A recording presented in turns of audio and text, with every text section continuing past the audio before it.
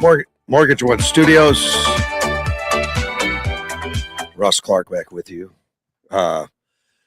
Greg's here with me today. Yeah. It's Friday. I should get all this Morning. technical stuff done before I put it on air, but I was talking to you, Yeah, winging it. and you've had a busy week. You said you've been Yeah. traveling the country. Yep. Started it. We went to. My mic just go off. No. Okay. All right. There we go. Yeah, we flew out to Virginia to VMI, Virginia Military Institute, and beautiful, beautiful campus. They had some amazing gun collections. You know, it was started way back in the 1800s, and Mason Todd, Barry Todd's son, received a Bronze Star for Combat V, and I take it he was there. yeah, yes. All right, And good. yeah, it was the act that those soldiers performed. One group of soldiers in a MRAP, which is kind of like an armored Humvee, drove their vehicle in front of a dump truck carrying 15,000 pounds of explosives, and they knew they were going to die. And Mason opened up with a 50 cal, engaged the engine, shot the driver, popped the tire, but the dump truck was still going. And, and he was raking it over from the turret in his MRAP. And as it went past, everybody else started engaging with a machine gun, and either a dead man switch or a round hit the explosive. And of course, they stopped it short of going into it was a big army compound with thousands of people in it, and it ignited and blew Mason out. It killed 5 guys, blew Mason out of the turret. And of course, the infantry, the other terrorists, were running behind the vehicle. So Mason drug himself back up out of the turret, and unbeknownst to him, all he knew was his right leg wasn't working, and it blew out part of his hip, and he got back up in the turret and started raking over the terrorists, the infantry that came in. With no leg. Yeah. Didn't even know it. Yeah. And he's just like, I'm good. Yeah, sure you are. Yeah. And so then one of his friends, that was also one of his fellow soldiers named Josh, that was there when it was over, went over to the turret, and he said, Mason, you're bleeding. He said, there's a lot of blood here. And of course, Mason passed out, and Josh pulled him out of the turret. And then, yeah, after a bunch of surgeries, he recovered. But wow, that's amazing. Yeah. But, the soldiers that drove their MRAP in front of the dump truck, at that time knew they were going to die. Right. And they sacrificed themselves for all the other soldiers in the compound.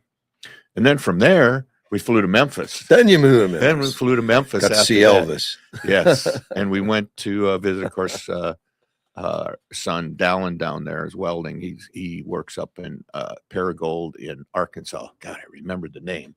It's a really small town, but he lives there. And so we visited him for a couple of days. And then we had time coming back, so we went to see Graceland.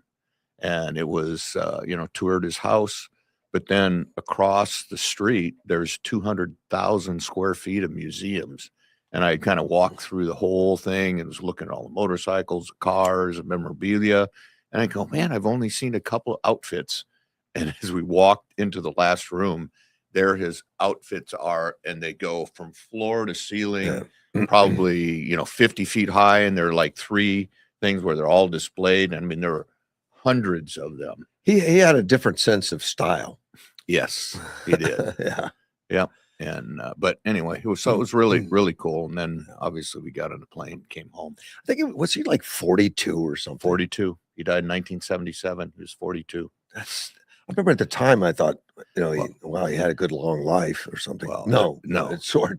No, the people around him treated him like crap. Really? Yeah.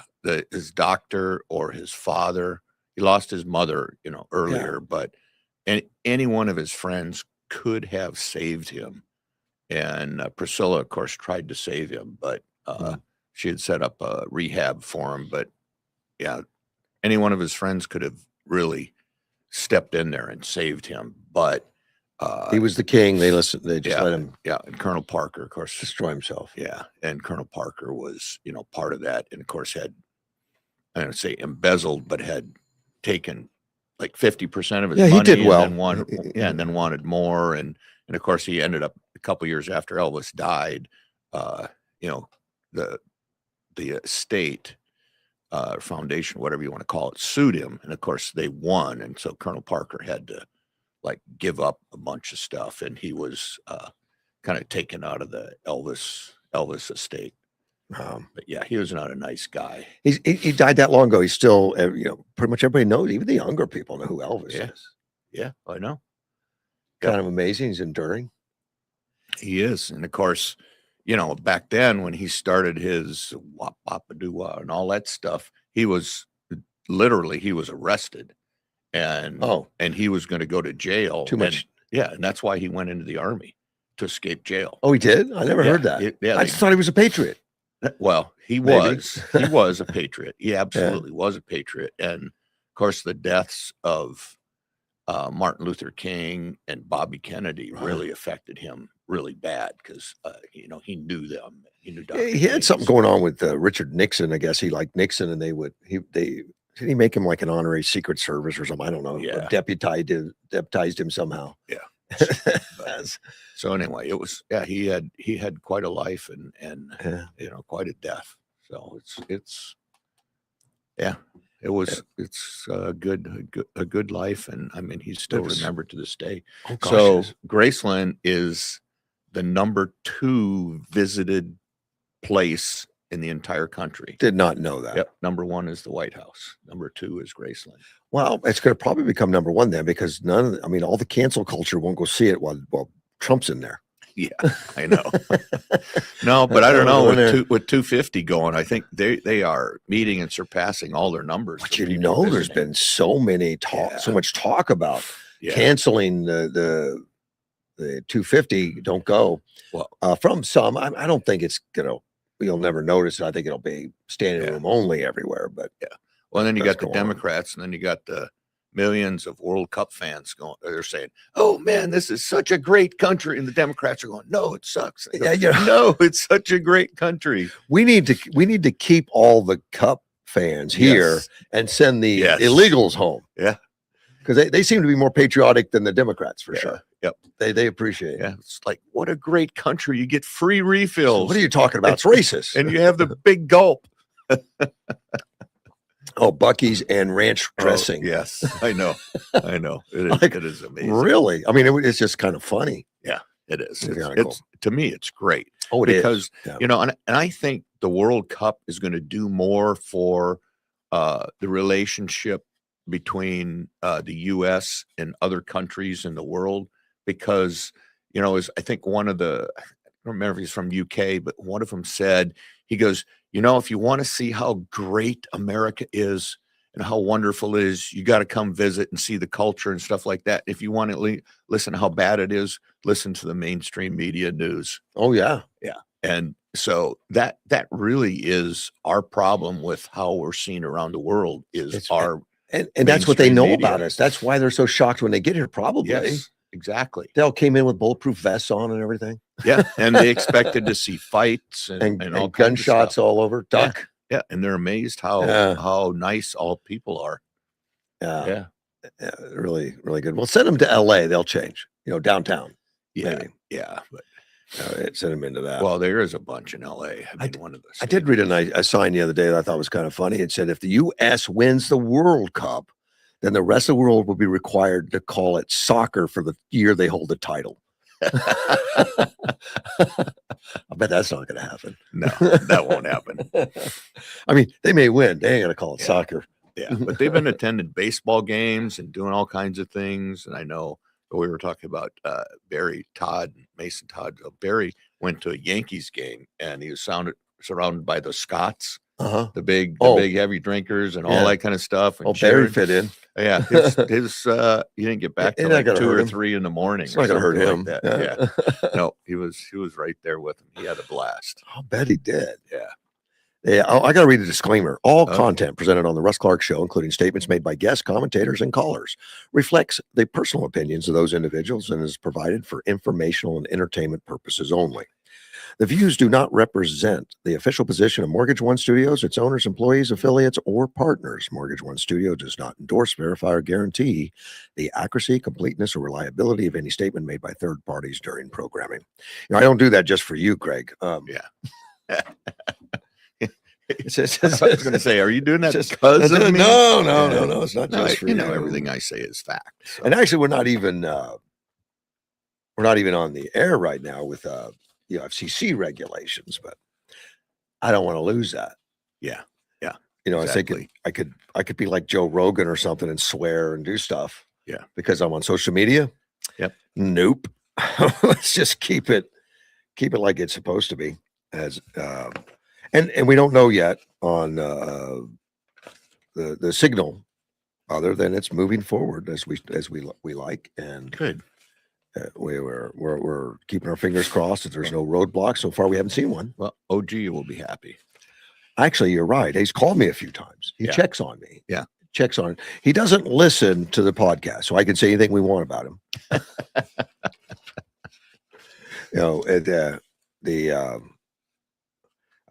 But he's in Vegas now. I think he's in Vegas for a while doing stuff, and he's still OG. Gets excited about stuff, and he's got opinions about everybody. Of course. I wanted to. I got that article here on Art Morales. Yeah. And I want to talk a little bit about that. And I say I have it. I don't. It's okay. I got it somewhere. Yeah. I read his thing that he wrote in the newspaper. I started to. I didn't finish it. But the city council voted to censure him, Art Morales. Now, censure is a slap on the wrist. It's not. Right. It's not gonna withdraw his pay of $300 a month or anything. Nope. No fines or anything like that. It's just on notice that there was a problem, and I think the problem centers around something that happened in executive session. Executive session is when all the public leaves, or you're in a room alone with no public, and that's for legal reasons. Or you may be discussing something that's proprietary, or you can't get out in the public. Usually a pending contract or something like that, Yeah. that needs to be discussed, and you can't reveal what it is. Otherwise, the person, the contract or whatever, might get an advantage, or sometimes it's personnel issues. You don't want to discuss negative personnel issues in public and things like that. But and that's just a common board thing. It doesn't matter what the board is, or whether it's the council or the board of supervisors or a nonprofit board. Yes. Those things stay. You don't discuss them in public, at least while they're not public themselves. I mean, when something goes public, I guess you could say some things, just not anything that's not on the public. You could say, yeah, we signed a contract. You can't. I guess you still wouldn't want to say some of the details that didn't show up. Right. Yeah. But Art Morales, and I don't know what he said or whatever, but it's something he was accused of saying something, and that somehow Henry was involved. Valenzuela. Well, he revealed whatever he revealed was revealed to Valenzuela, who's also running for council. Right. So, I mean, that could almost be interpreted as trying to give him a leg up, election interference. I don't even know if Art Morales and Venezuela are friends. I have no idea. They know each other. Oh, they know each other. Okay. Yeah, because what happened was, so this got into the public domain. So somehow, hey, put that on hold for a second. Okay. I got Daniel Gutierrez. I left my phone on. I'm obligated. Okay. Daniel, good morning, sir. How are you? Good morning, Russ. Good morning, Greg. Hey, Daniel. Hey, I wanted to give a big shout out to you, is why I'm calling you. I got a letter in the mail from the courts in Yuma. The courts? Letting me know, they're letting me know that Gutierrez for Congress was a victim in a crime. Okay. And the only thing I could figure is they must have caught someone messing with one of my signs or something. Wow. I mean, that's the only thing I can figure. Why else would Gutierrez for Congress be a victim of a crime in Yuma? But I wanted to give a shout out because nobody does anything here in Tucson. Heck, you could catch them red-handed, turn them in, and they won't hold anybody accountable in Tucson, which is why the crime has gotten so out of hand here in Tucson. Yeah. Well, and I really wanted to give you guys a shout out. Your mayor, your city council, your law enforcement, because you guys are on top of it. Yeah. We did get one person in 2024. We did get one person convicted on messing with a Trump sign. Actually, we had two that they didn't prosecute, but we did get one convicted. So if you have the evidence, I know the county and stuff will prosecute. Well, that girl's still in the wind, though, right? She took off. Yeah, she has. She's a fugitive, Daniel, with a bench warrant on her. But yeah, so I mean, I would follow up with it just to make sure that. Was Aaron Michael Roddy? Okay. No, is the guy that I don't know. State of Arizona versus Aaron Michael Roddy. Okay. So, yeah, I got this in the mail yesterday, and I just thought, wow, this is awesome. Yuma's on it. Wow. Well, and you're still, someone called me the other day, Daniel, I mean, just a couple of days ago, or text me and says, I haven't heard of Daniel's name. Is he still running? I said, well, he's got signs all over the roadways. He's running. I know he is.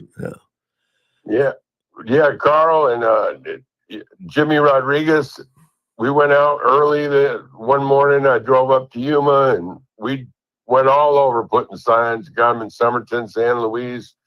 And Carl's got a couple more. I believe Gilbert's got a couple, but he said something about they're broken or something. I don't know. But to put in Yuma, once some of the signs move out, and if I have to, I'll bring some more up there because I still got hundreds.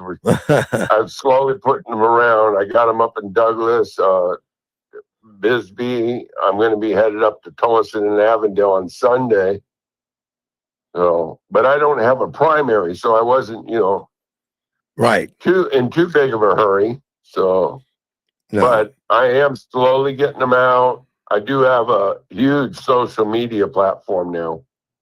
Before the special election, I had like less than 700 followers. Now I'm on my way to 12,000 followers. So, yeah. Oh, they looked up Aaron Michael Rowdy. He's a young guy. He's only 41. Not a very big guy. 41 years old now, messing with people's signs. Yeah, that'd be embarrassing. Yeah, he's out on $1,200 bond. It's not a childhood prank. Yeah. It must be messing with signs. It doesn't say there though, does it? It's defacing. Defacing. Okay. I can say this. I see our party, the Republicans. They let people know. Do not, be the adults in the room. Do not touch people's signs. And I'll say that too.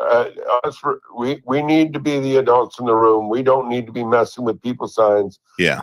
Most of the time, our people don't do that. The worst I've seen is someone's going around and putting little Chinese flags in front of Adelita signs. Oh no. But they're not damaging her signs. Not touching her. Okay. Signs. Yeah. Yeah. So I just laugh at it. It's some people are little funny things like that. Ingenuity. It's funny, but nobody should be touching anyone's signs. No. Not any of the Democrats. As a matter of fact, I've gone to put my signs up and actually seen signs that were Democrat signs that were laying down, and put theirs up while I'm standing there. Yeah. Because it's just the right thing to do. It is. It's democracy. But I'm afraid to touch them though. Sign. I'm afraid to touch. What if they come by and I'm touching it? They'll think I'm doing something. I don't know. Right. They all scream democracy, but then they go around and destroy people's signs, which is part of democracy. Yeah. Oh yeah. So, and it's fun. A lot of the people that run for school board and some of the other positions, that's their own money. They take their own money, and I know you put in money into your own campaign. That's right. And that's just not right. People are going to stand up no matter what party they are. If they're going to stand up and run and serve, whatever their motivation is, they need to leave their stuff alone. Yeah, absolutely. Now, Daniel, we've got Independence Day coming up like really fast, like tomorrow. You're gonna be out. Yep. You're gonna be out there kissing babies and shaking hands.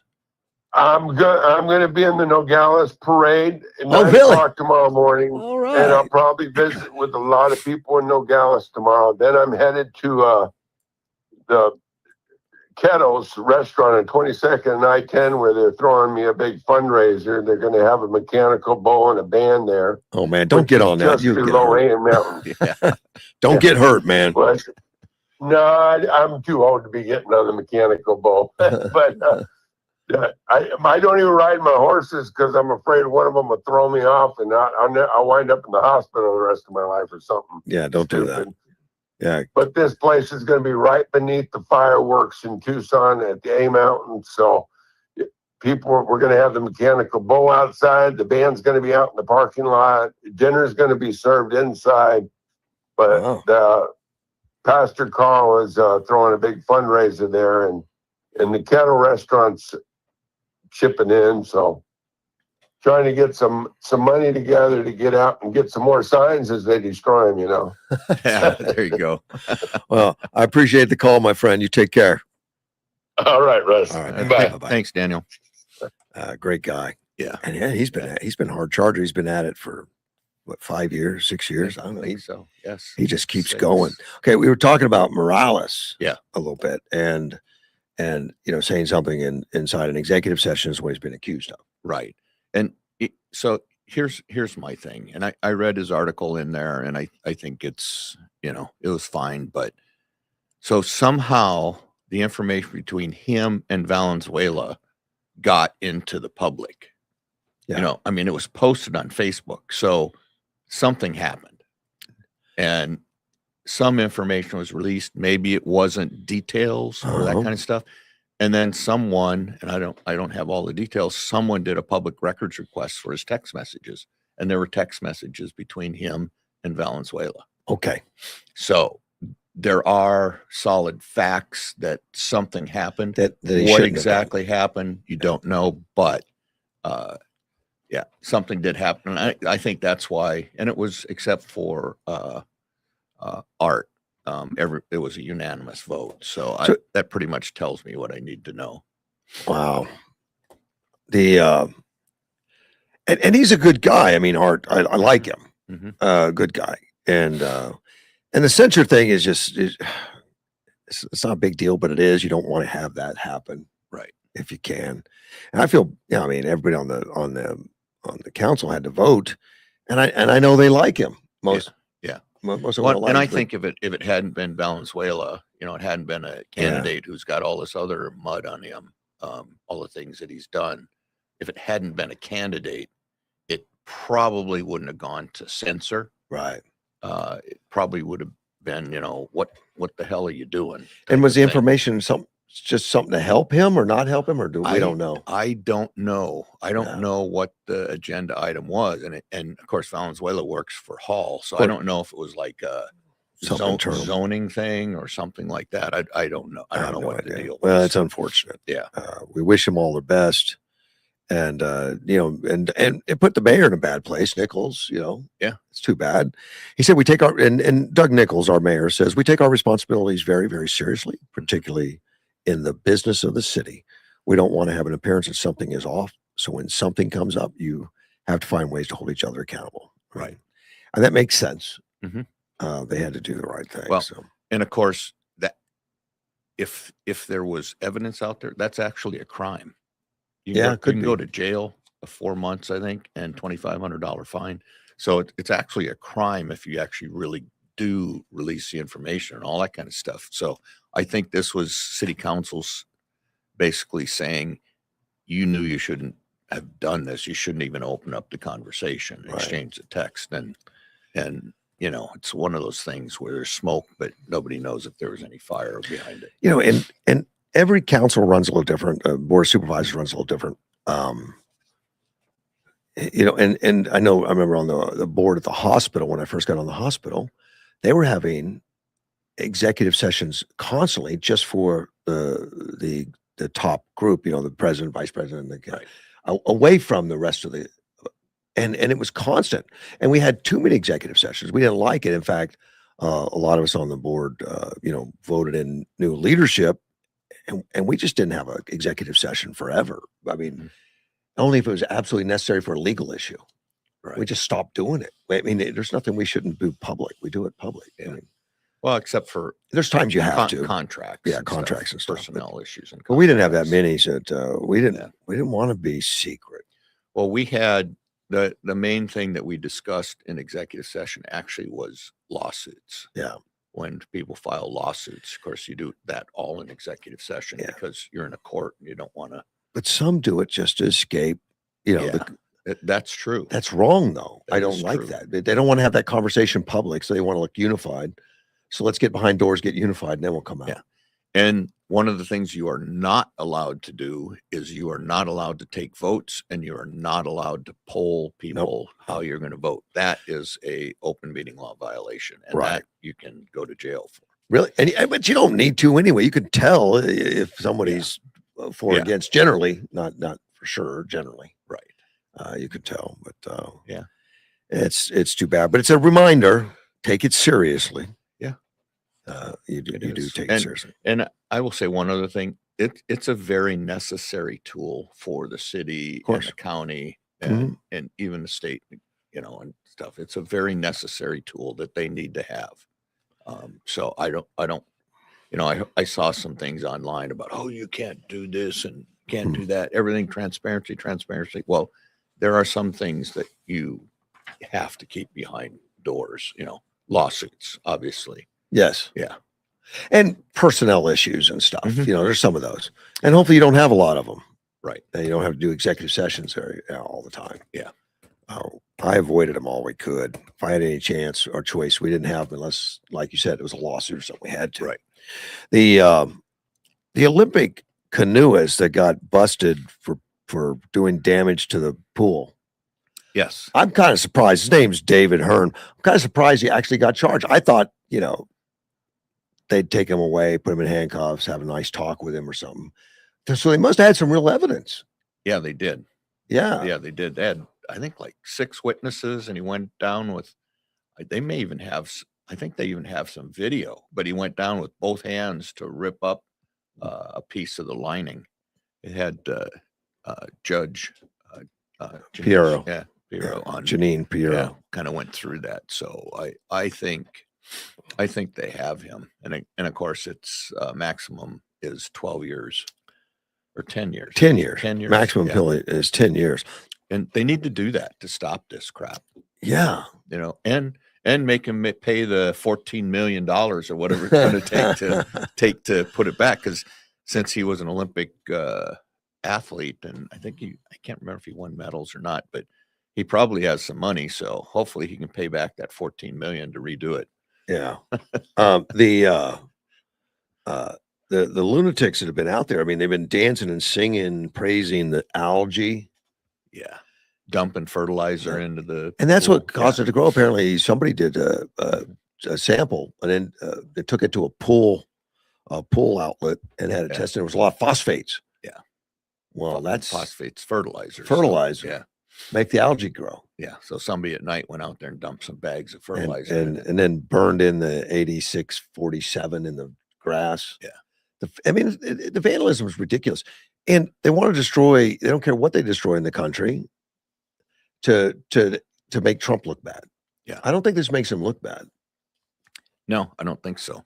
Yeah, we'll see. So the first thing that comes out is like, well, you spent what, 14 million doing this? And it's like, well, Obama spent 33 million or something like that. And yeah. Didn't fix it. But that was like 34, I heard, but Yeah. but when you adjust for inflation, it was 49 million.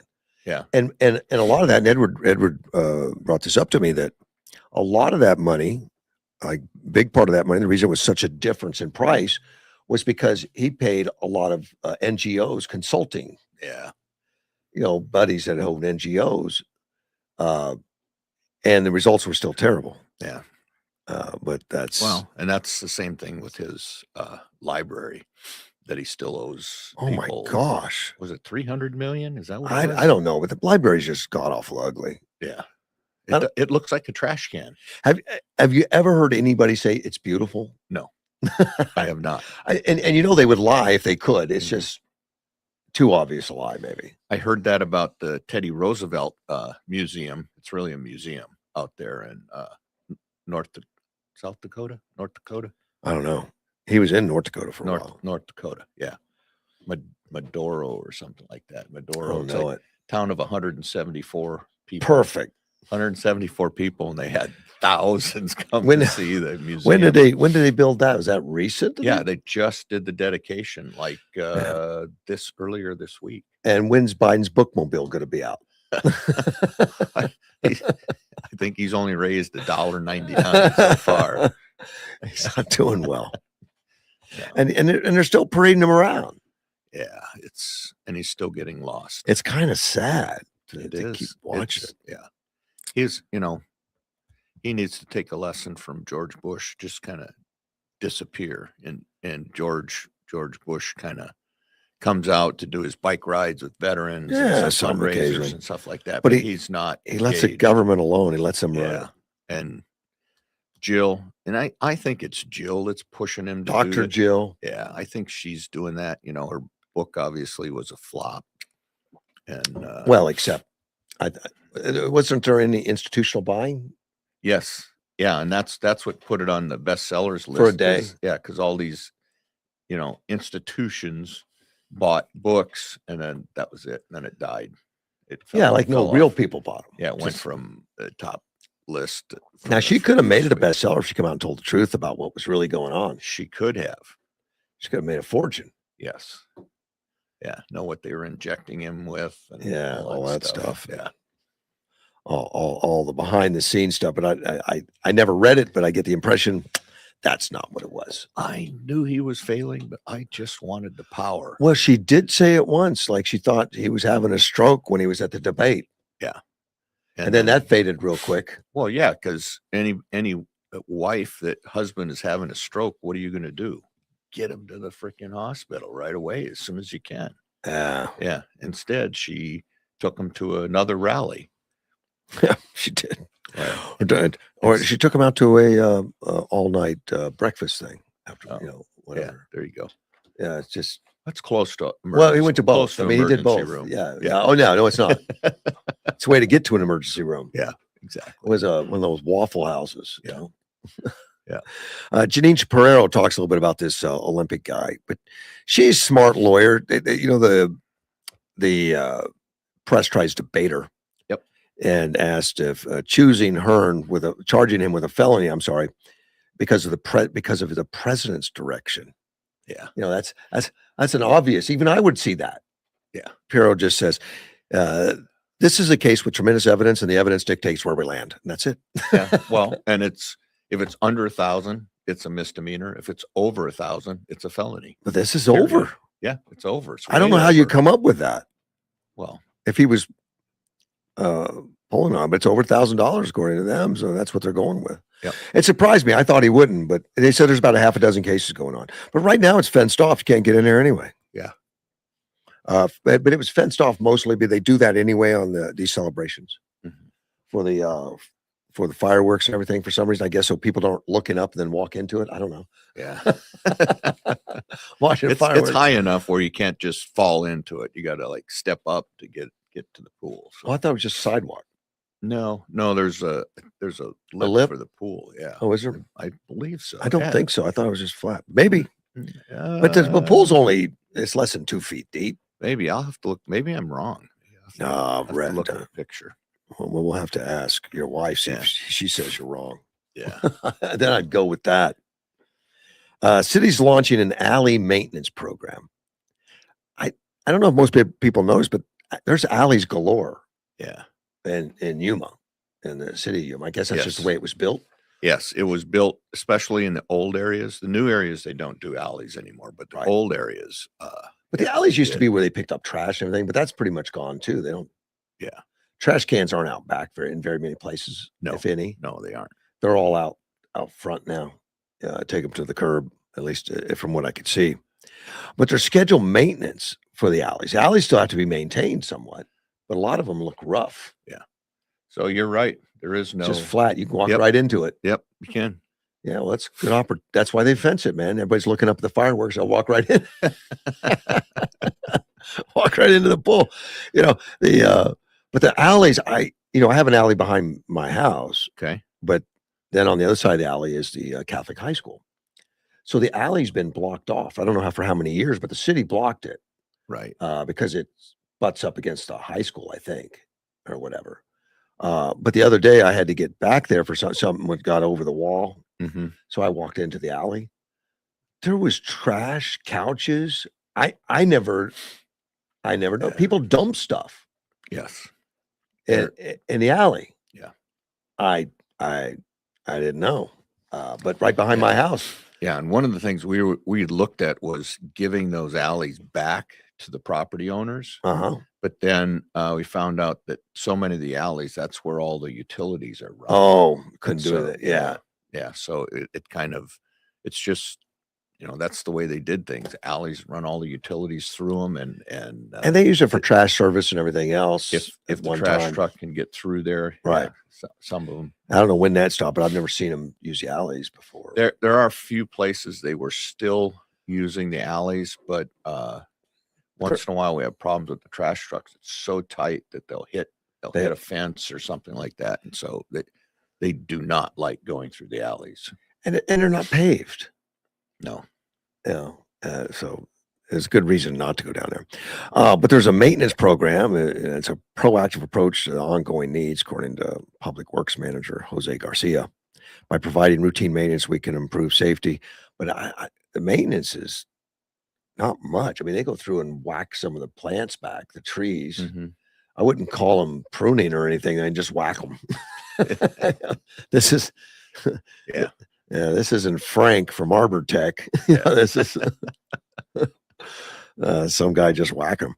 Crews will move through neighborhoods according to the program schedule, meaning residents do not have to submit requests. I mean, they're just going to do it because they've got access anyway. Yeah. Public Works will distribute flyers to residents and immediate, but I've seen a lot of places where it's overgrown into the alley. A lot of shrubbery's overgrown. So I imagine they're going to take care of that also. Yeah. And then it talks about the illegal dumping. And in which I noticed when I went into my alley, not too long ago, and they're encouraged. People are encouraged to contact the Yuma Police Department for non-emergencies and provide details or report to Yuma Click and Fix, which has been a good program. Yeah, you take a picture of it on your cell phone and send it to the city, and they'll respond, and let you know what they're going to do or take action and all that kind of stuff. You see, public works maintenance crews, vehicles, and equipment in the neighborhood alleys is what you may see. You may see some removal of overgrown vegetation, trimming, and investigation and cleanup. They do investigate. Hopefully, they find the owners. People do dump stuff that has their name tag on it. Yeah. Put some garbage out there with an old bill from this, for the city water down in the couch. Yeah. Pull the old bill out. Yeah. We know who you are. Yeah. So most all don't dump and or put your neighbor's bill in the couch and then dump it. Yeah. There you go. They say, I swear it's not my couch. I've never seen that couch. So if you see me going through your trash can. There you go. You're grabbing something. Grabbing something to take care of you. Yeah. There was a crash, Welton. I think it was yesterday. Yeah, Thursday. County 10th Street and South Avenue 22E at 7:10 a.m. in the morning. Semi-truck was hit. You see a semi-truck, nothing good happens from crashing with a semi-truck.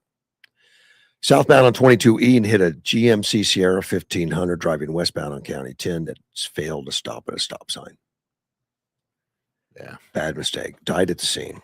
That's horrible. But Tri-Valley, Rural Metro, Yuma County Sheriff's Office, all there. The driver of the GMC was pronounced dead at the scene. 56-year-old Jason Michael Jones. 7:10, probably up to going to work. Generally, that's too bad. If you know anything about the case, Yuma County Sheriff's Office is asking you to call them, talk to them, or say something, anonymous. But This one and the driver of the tractor trailer was just non-life threatening injuries, just taken for evaluation. Yeah. Take a look. There have been a lot of accidents. There has you know. been. Yeah. There's just been a rash. I don't know what's going on, but a thing like running a stop sign can. I mean, that's obviously a bad thing. It can cause trouble. Yes. Yeah, you get in trouble real quick. There's a Evolution Energy. Do you know anything about them? Evolution Energy doing the cobalt plant.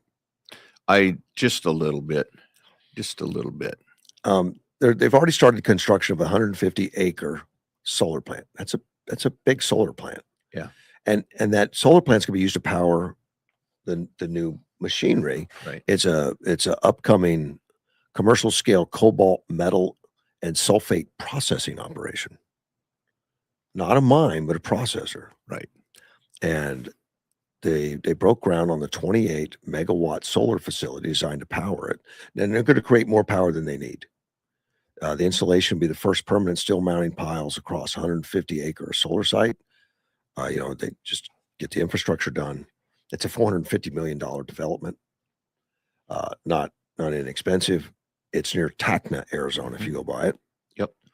The first commercial scale solar powered cobalt metal and cobalt sulfate manufacturing plant in the United States. Yeah, we're putting Tacna on the map. Yep. We need those minerals to be able We to do, and they make say all the new tech. And when they get done, here's what they're expected to be able to process once it's fully operational. It'll process 24,000 metric tons of cobalt hydrox feedstock each year, produce 20,000 metric tons of electric vehicle battery grade cobalt sulfate, 3,000 metric tons of alloy grade cobalt metal annually, which will take care of about 40% of the total needs in the United States. Wow. One plant. Wow. That's good. 40%. Yeah, that is good. That's it. It's not going to start doing the cobalt till the end of 29. Okay. It's the solar infrastructure is going to be built between now and in 2027. So there's a lot of building going on. Yeah. A lot of jobs. Yeah. A lot of construction jobs going out there at Yuma County. I need to go pay them a visit just to go see what they're up to. But I don't know the logistics of any of this cobalt stuff. I mean, is the raw material coming offshore? I don't know that we mine that in the United States anywhere. Yeah, I was trying to remember if they're taking it from if they're recycling like taconite tailings or something like that to get it. I seem to remember something about that. Possibly recycling. I need somebody to call in with that, but I seem to remember something about that they were taking it and they had big stockpiles of it and they were going to reuse it and refine it to get that out of the material, but I may be wrong. Chris Moorhead texted me. He and on that 56-year-old death, he thinks it might be the owner of JMJ Trucking, Jason Michael Jones. Yeah, I don't know. Unfortunately, that's too bad. 56 is even young now. I didn't even think that was young. One time. So. Now I'm looking at 56 is just getting started. There's a rescue mission going on. There's it's a telescope. There's a telescope that needs to be rescued in outer space. And because its orbit is deteriorating, it's starting to come down. They don't want it to burn up. The Hubble telescope? It's not the Hubble. The Hubble's going to have a similar problem in a year or two, they said. Okay. This is just another telescope. I mean, there's stuff up there I guess we don't know about. It's NASA's Swift Observatory, and they just sent a rocket up to go fix it. I mean, they're going to take it back up. They're going to take it another 150 miles higher. Yeah, where it originally started. And I guess it's deteriorated, and it's in danger of getting sucked into the orbit, into the into the world, and get burned up. But so they're going to do it. It's a 3-armed spacecraft. Took off on Friday. It's going to rescue that thing.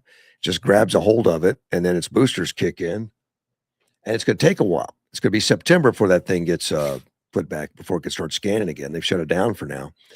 And just so it doesn't get jostled, it gets the boosters don't work real aggressively. Okay. It's going to take it 150 miles up, tow it back up, Okay. turn it loose, and it'll be all good again. Is that AAA? Yeah, AAA. You call them. You give them a call. They come get you. Yeah. No Ubers yet. None of that. But the Hubble Space Telescope is going to be a candidate in a few years. It's also slipping, which is normal. They always start slipping. Now, it's apparently NASA insisted on a rush job. Telescope would be too low to recover by the fall without a boost. Oh, You got to go up and get it now. So is Elon going to get it? it? It doesn't say Elon at all. He doesn't seem to be involved in this one. Northrop Grumman launched it.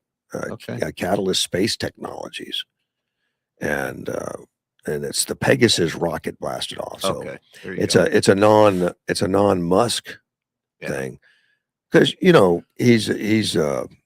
he's hated by everybody, being a trillionaire, and we just need to tax him into infinity and beyond. I don't hate him. Okay, I'm sure those 4,400 people working for Tesla that are now millionaires don't hate him. No, the either. whole thing is ridiculous. I mean, and you've heard the left talking. Recently it's well, Trump and Musk are coming after this, and Trump and Musk and Trump. Yeah. I was like, they're just linking them as if they're one person. Yeah. I don't even know they're working together anymore. But they sounds I good. think they talk. I don't think they're working directly. But well, they're back friends again. Yeah. Remember when they were really mixing up? Those guys mix it up strong. I mean, they don't pass us around. Oh, they're alphas. Oh man, alphas. Man, it was like whoa. And I was told that that the mix up, them going after it was just for show. Like not what I've been reading. That ain't for show. That was some serious business, man. This is the 1.6 ton Swift currently. I mean, that's how much the telescope weighs. 1.6. That's a big telescope. Yeah. And it's amazingly expensive to put a pound into space. Let alone tonnage. That costs some real money. Take it back up there and get rid of them. We could take pictures again. I would think these things would be old technology by the time. The technology keeps leaping forward. Oh yeah. I mean, it's technology is going like crazy. It's It is. It's kind of you remember when the first computers came out? Yes. We called them clones back then. They weren't even a brand name. You just got parts and stuck it together. Well, I had a hugely expensive and didn't do any more than my calculator did right now. Yeah. My first one was a leading edge Model D. Had a 1 megahertz processor. Yeah, that's killer. Yeah, the killer. But the technology kept changing. We had to buy them, but like every year or two, you bought one. Now, man, my computers are 8-9 years old. They just hum along. There's no need. Yeah. It needs to be. And the new computers coming online, I don't need them because I don't have a project big enough to need that much speed or that much memory or that much storage. Yeah, me neither. I just don't. I don't do CAD CAM or gaming. Yeah. Although I've started using, I've been using ChatGPT and what's the Microsoft one, but there's a few or something like that. But, Grok is Elon's. Well, I have Grok in my car. Yeah, and I have Grok. Yeah, Grok on my cell phone too. Right. Yeah, the Grok in the car is actually pretty interesting. So my Tesla, obviously. Yeah. So it has, instead of like copper and all that kind of stuff, the Tesla has a neural net, and it learns. Right. Like it's taken me some places and drives in the parking lot and goes to the parking spaces, and like one of the places I went to, it turned in early. It turned in the wrong driveway, and so I stopped it, went around, drove out to the road, and then went in and parked in the right parking lot. Next time I came there, it went in the right It went in the right parking lot and went and parked in a parking space. Which it just means you need to be careful about what you say around it and everything else, because it's going to know you, and it might turn you in someday. It may blackmail you. It does know me. That's what I figured out. It's like I'll go in and I'll be doing something in one of the AIs, and I go, well, blah, blah, blah, blah, blah, blah, blah. And I go, what about this?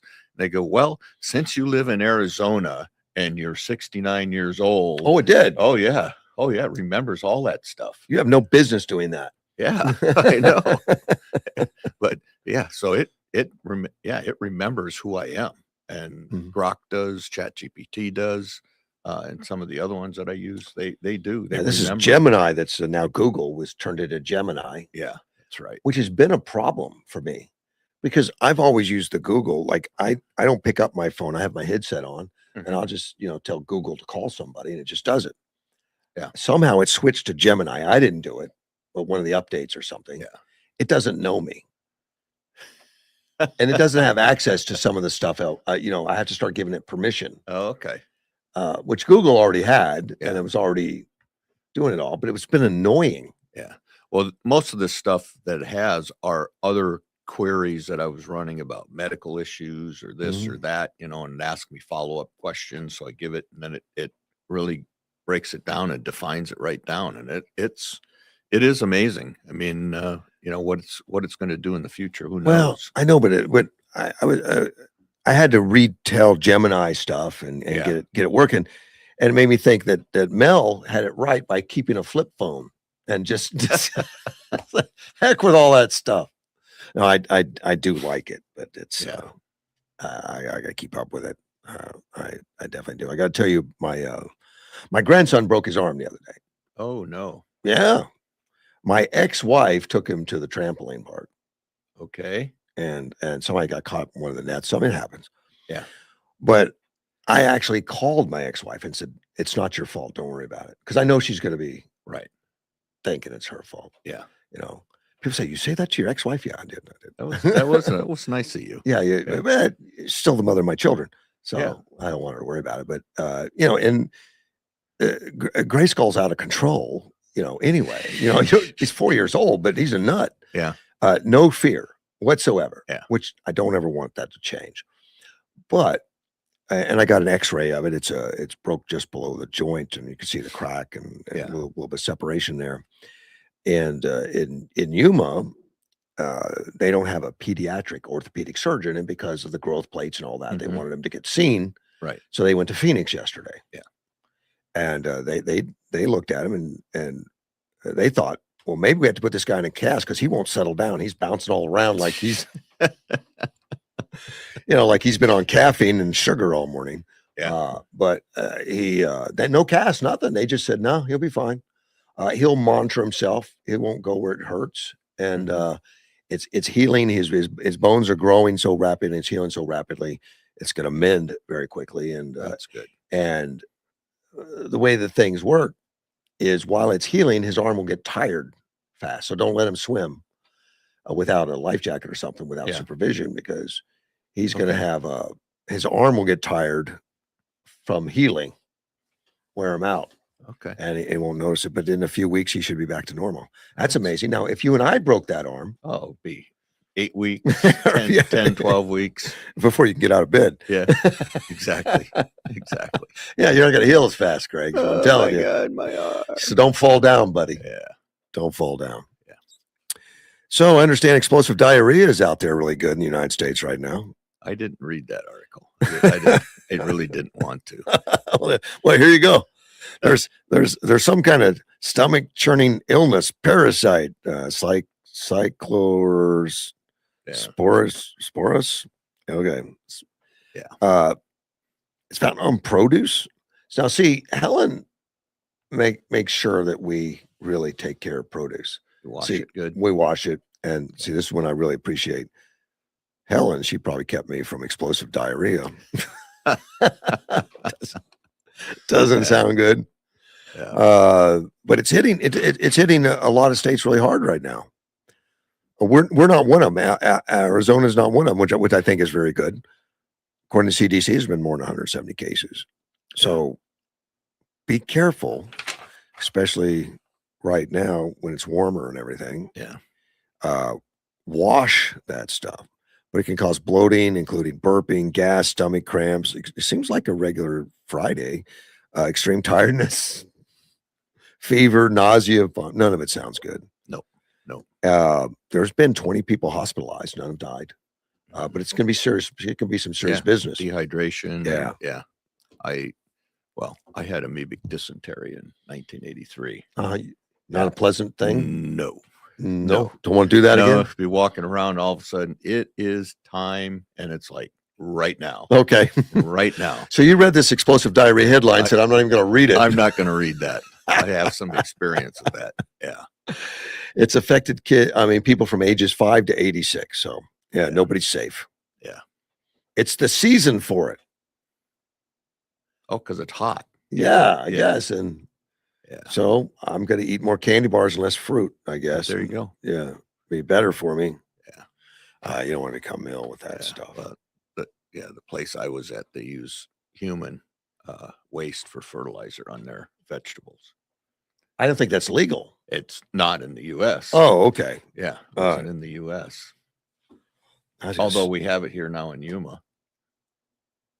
Really? Well, yeah, they're dumping all that. But that's not going down to vegetables.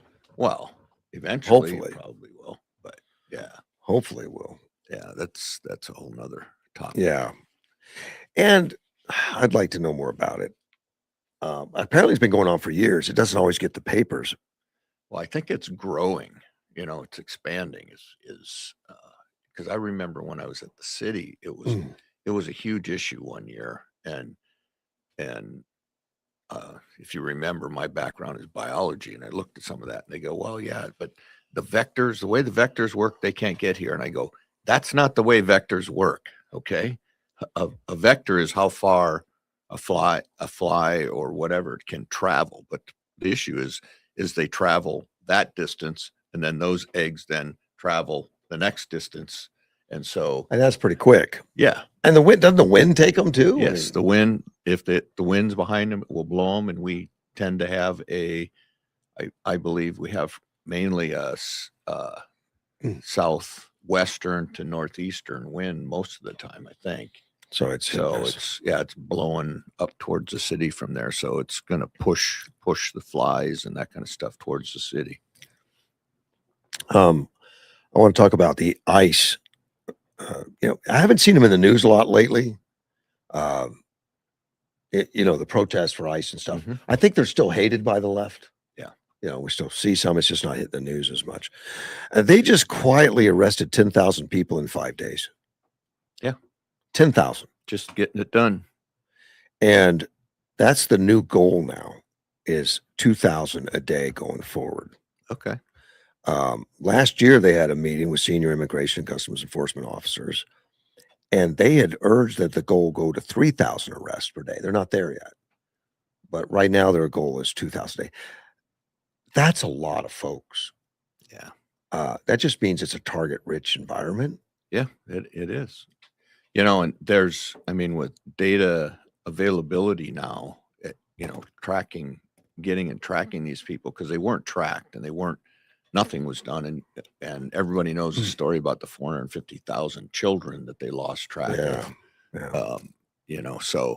But with everything, all the tools that are out there now, it should be, I'm not going to say easy, but it should be doable to round up 2,000 a day.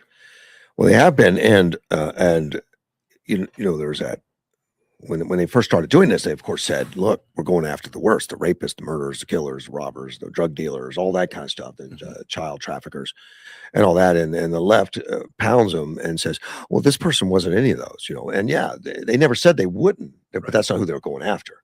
Yeah. Apparently 70% of the ICE arrest of illegal aliens are convicted of a crime or charged. Yeah. Charged or convicted. Now, the left will say, well, only a small percentage are convicted or something. Yeah. And they're saying no due process. Well, apparently for ICE, charged or convicted, doesn't matter. Mm-hmm. You're in the system. Yeah. They got your number. Right. They're coming after you because you're charged and you're trying to avoid, prosecution. Yeah. Avoid the courts. They're going to help you. Yeah. So do you have the information on this Minnesota illegal alien that was pardoned? No, I heard about it, but yeah. So So the Minnesota has a pardon review board that's Keith Ellison, the attorney general, Tim Walz, the governor, and then there's this one judge. So it's a 3-person panel. And they just pardoned an illegal alien who was convicted and serving prison for raping a 10-year-old for 5 years.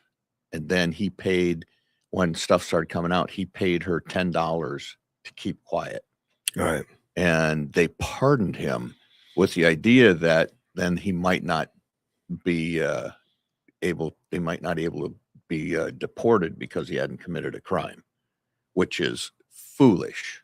And and I can tell you that people in Minnesota are disgusted with their governor and attorney. Well, and you're general. from that area, so Yeah. you still have friends, family, and people that couldn't get out.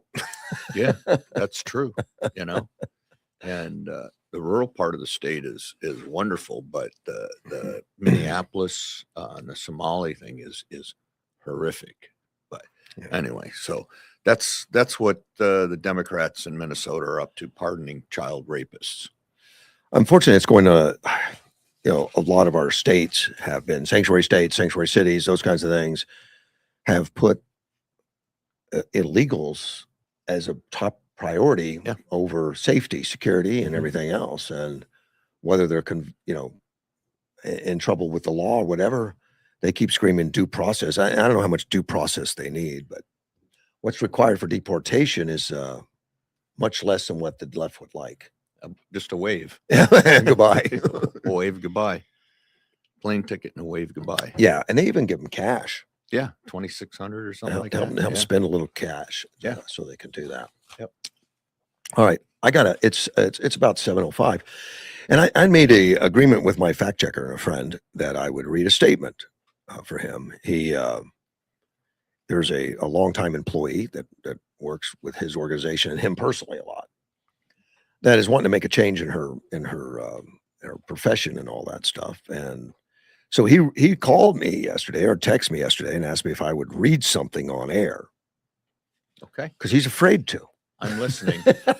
I don't think Edward's afraid. I think so.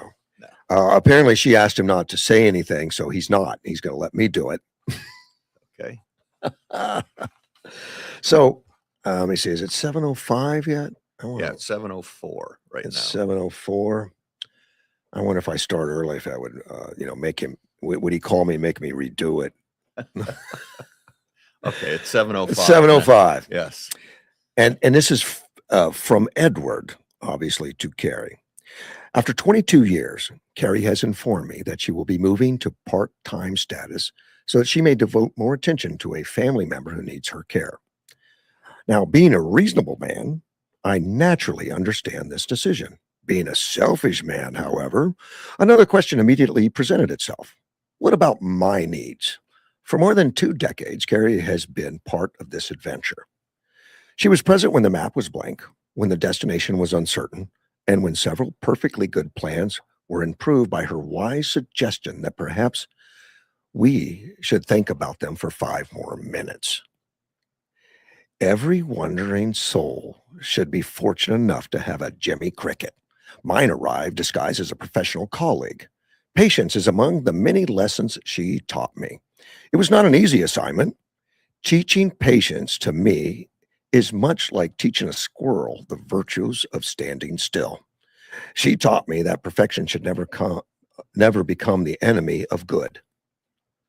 Left to my own devices, many projects would still be under review, awaiting one more edit, one more revision, and one more meeting to discuss whether another meeting was necessary. Most importantly, she served as my thermometer.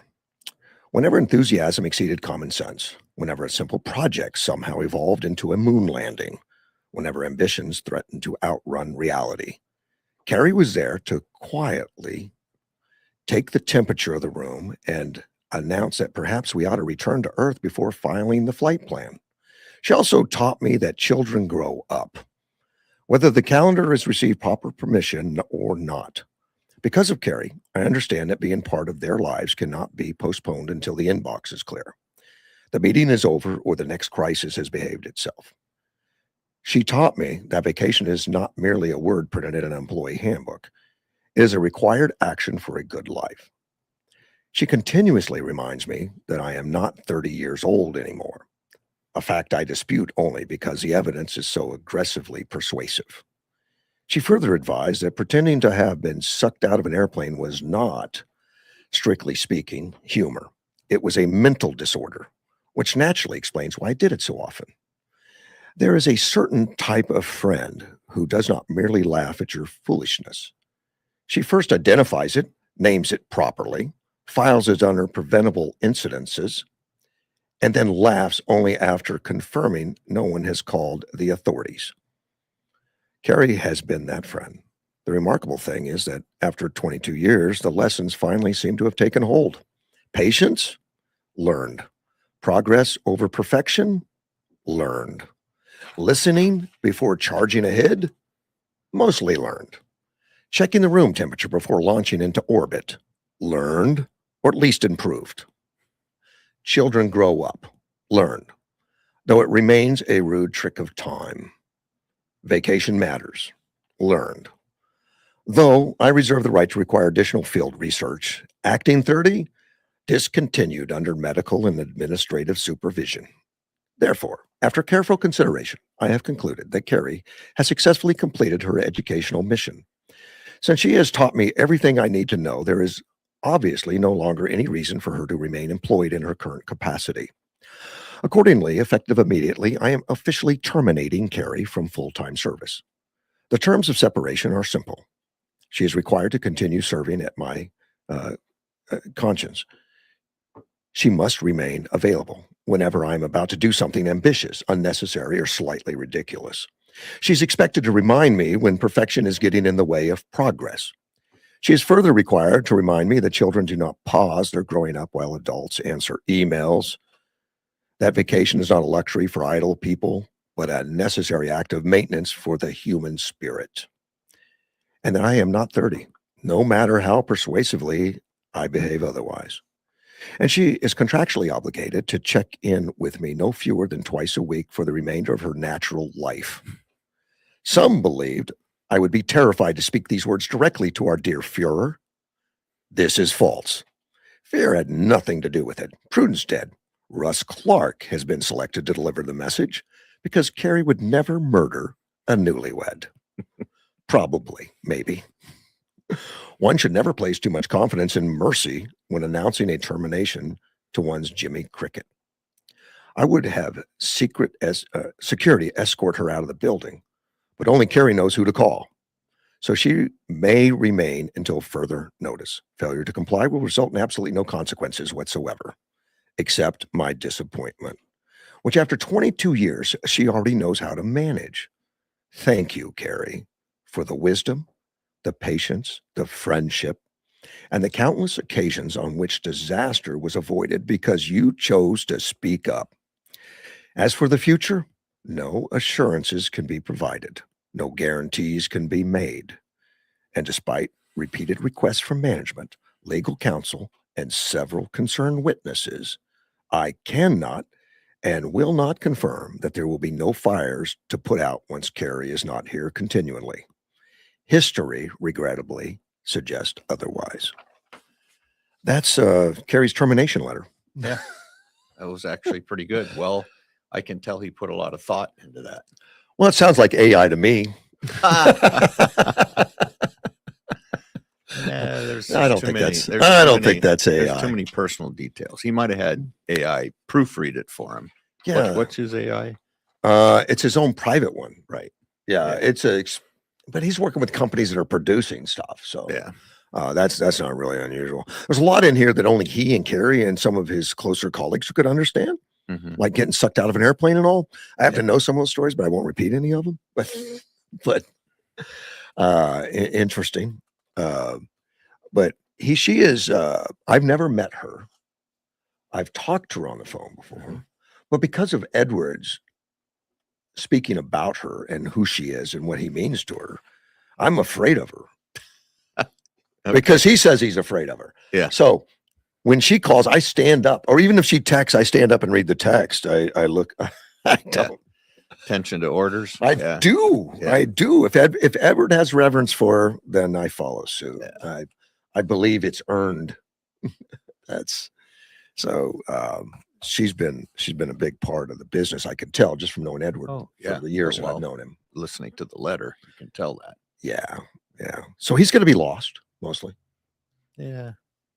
I did make a recommendation. He said, he asked me on a text. He said, "What will I do? If Mhm. Carrie leaves, I don't know what to do because he relies on her so much." So I suggested to him that Leslie Von Houten is available. Now, I made that mention to you today, and you didn't know who that was. Well, she was convicted of murder with the Charlie Manson group, Right. But she got parole. There you go. She's out on there, so she might fit Edward's needs. Someone tough enough to tell Someone to Edward wield what she an really axe or thinks, something. Yeah. and have Edward not willing to close his eyes around her. Yeah. Be careful. Yeah. Be careful. I don't think Carrie's as mean as he says he is. I don't know. I doubt she is. I doubt. I would imagine business-wise, she's direct and confident. Mhm. Uh, I would imagine if they've worked together for 22 years, Carrie could probably just look at Edward, I and think so. Edward already knows what's coming. I think so. I think she was seasoned before she started with Edward, even, and Yeah. I think she helped guide him probably. Yeah. In those earlier days, even. So good luck, Edward, with having your right hand on part-time. But it sounds like the contract he has with her, she's 24 hours a day still. Part-time, but available 24/7. Yeah. I don't know how you swing that, but good luck with that. The Navy SEAL who killed bin Laden. Mhm. O'Neill. Yeah. Yeah. Right. You know the name, Robert Yes. O'Neill. Yep. Says America's 250th proves hard work still pays. I like to hear those stories that, because we're reading a lot of naysayers. We're in for self-destruction, and we've done so many things to kill it. And we have. There's been a lot of things negatively, particularly in the last, since Obama and Biden and all the illegals and, no parole, no pay bail, letting people out of jails, not prosecuting, shoplifting up to $1,000. We don't care. I mean, it's just been so many things to just continually chisel away. Yeah. At the Republic. Well, yeah, and now the communism is on the big rise time. in the Democrat Party, and they don't know. And they're They struggling. don't with know it. what's hit them, and I don't think they believe it's like, oh no, we can keep this Well, under control. And and say, but you hear what they say. The talking point is, well, we're a big tent. Yeah. I think that's pretty gutsy. We're going to let the communists in there. well, they're going to throw them Big tent. out. That's what they're doing right now. I mean, they have 30-year Congress people that they're running, solid Democrats, and they're running communists against them. And, Yeah. And they say socialism, but socialism, communism, it's really the same thing. Yeah. If you understand how those work. But yeah, and I think the Democrat Party is going to be overrun here if they don't get their act together. And I think that's one of the reasons why, when you look at people like Harold Ford Jr.,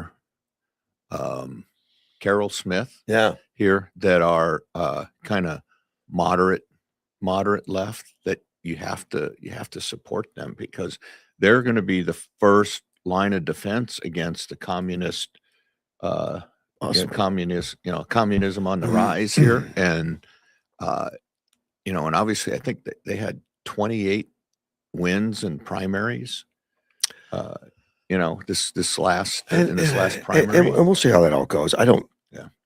There wasn't a big turnout at the vote. They were No, solid. there wasn't. They were solid Democrat areas. They were not ones that were close to Democrats. I mean, to Republicans having an equal say. And I agree with that. However, Yeah. their 28 people it can be a pain. It's a in the huge amount. ass. Yeah. And you got Mandani, who is very visible, being the mayor of New York. Right. I mean, that's 8 million people as a mayor. And he's doing radical things. It's causing big problems for the future. It's Right. not immediate, Mhm. but when all your tax base leaves, Yeah. well, what's next year going to be? Well, and I was told that even some of the middle income small business owners are leaving because they can't afford things. And now with the rent freezing of rent, Yeah. you know, Mm. if an apartment costs you 15,000 to maintain and pay all the stuff and do all that stuff, and you're only collecting $10,000 in rent, Suck it up, yeah, Buttercup. yeah, and that's what's happening. So I think maybe Mondami's goal is to cause all these private companies to go into foreclosure so the government can take them over. You think? I think that's what he's after. Yeah. And then he's going to do But rent that doesn't mean control. that the city takes it over necessarily. Can Well, they? it How are doesn't. they going to afford that?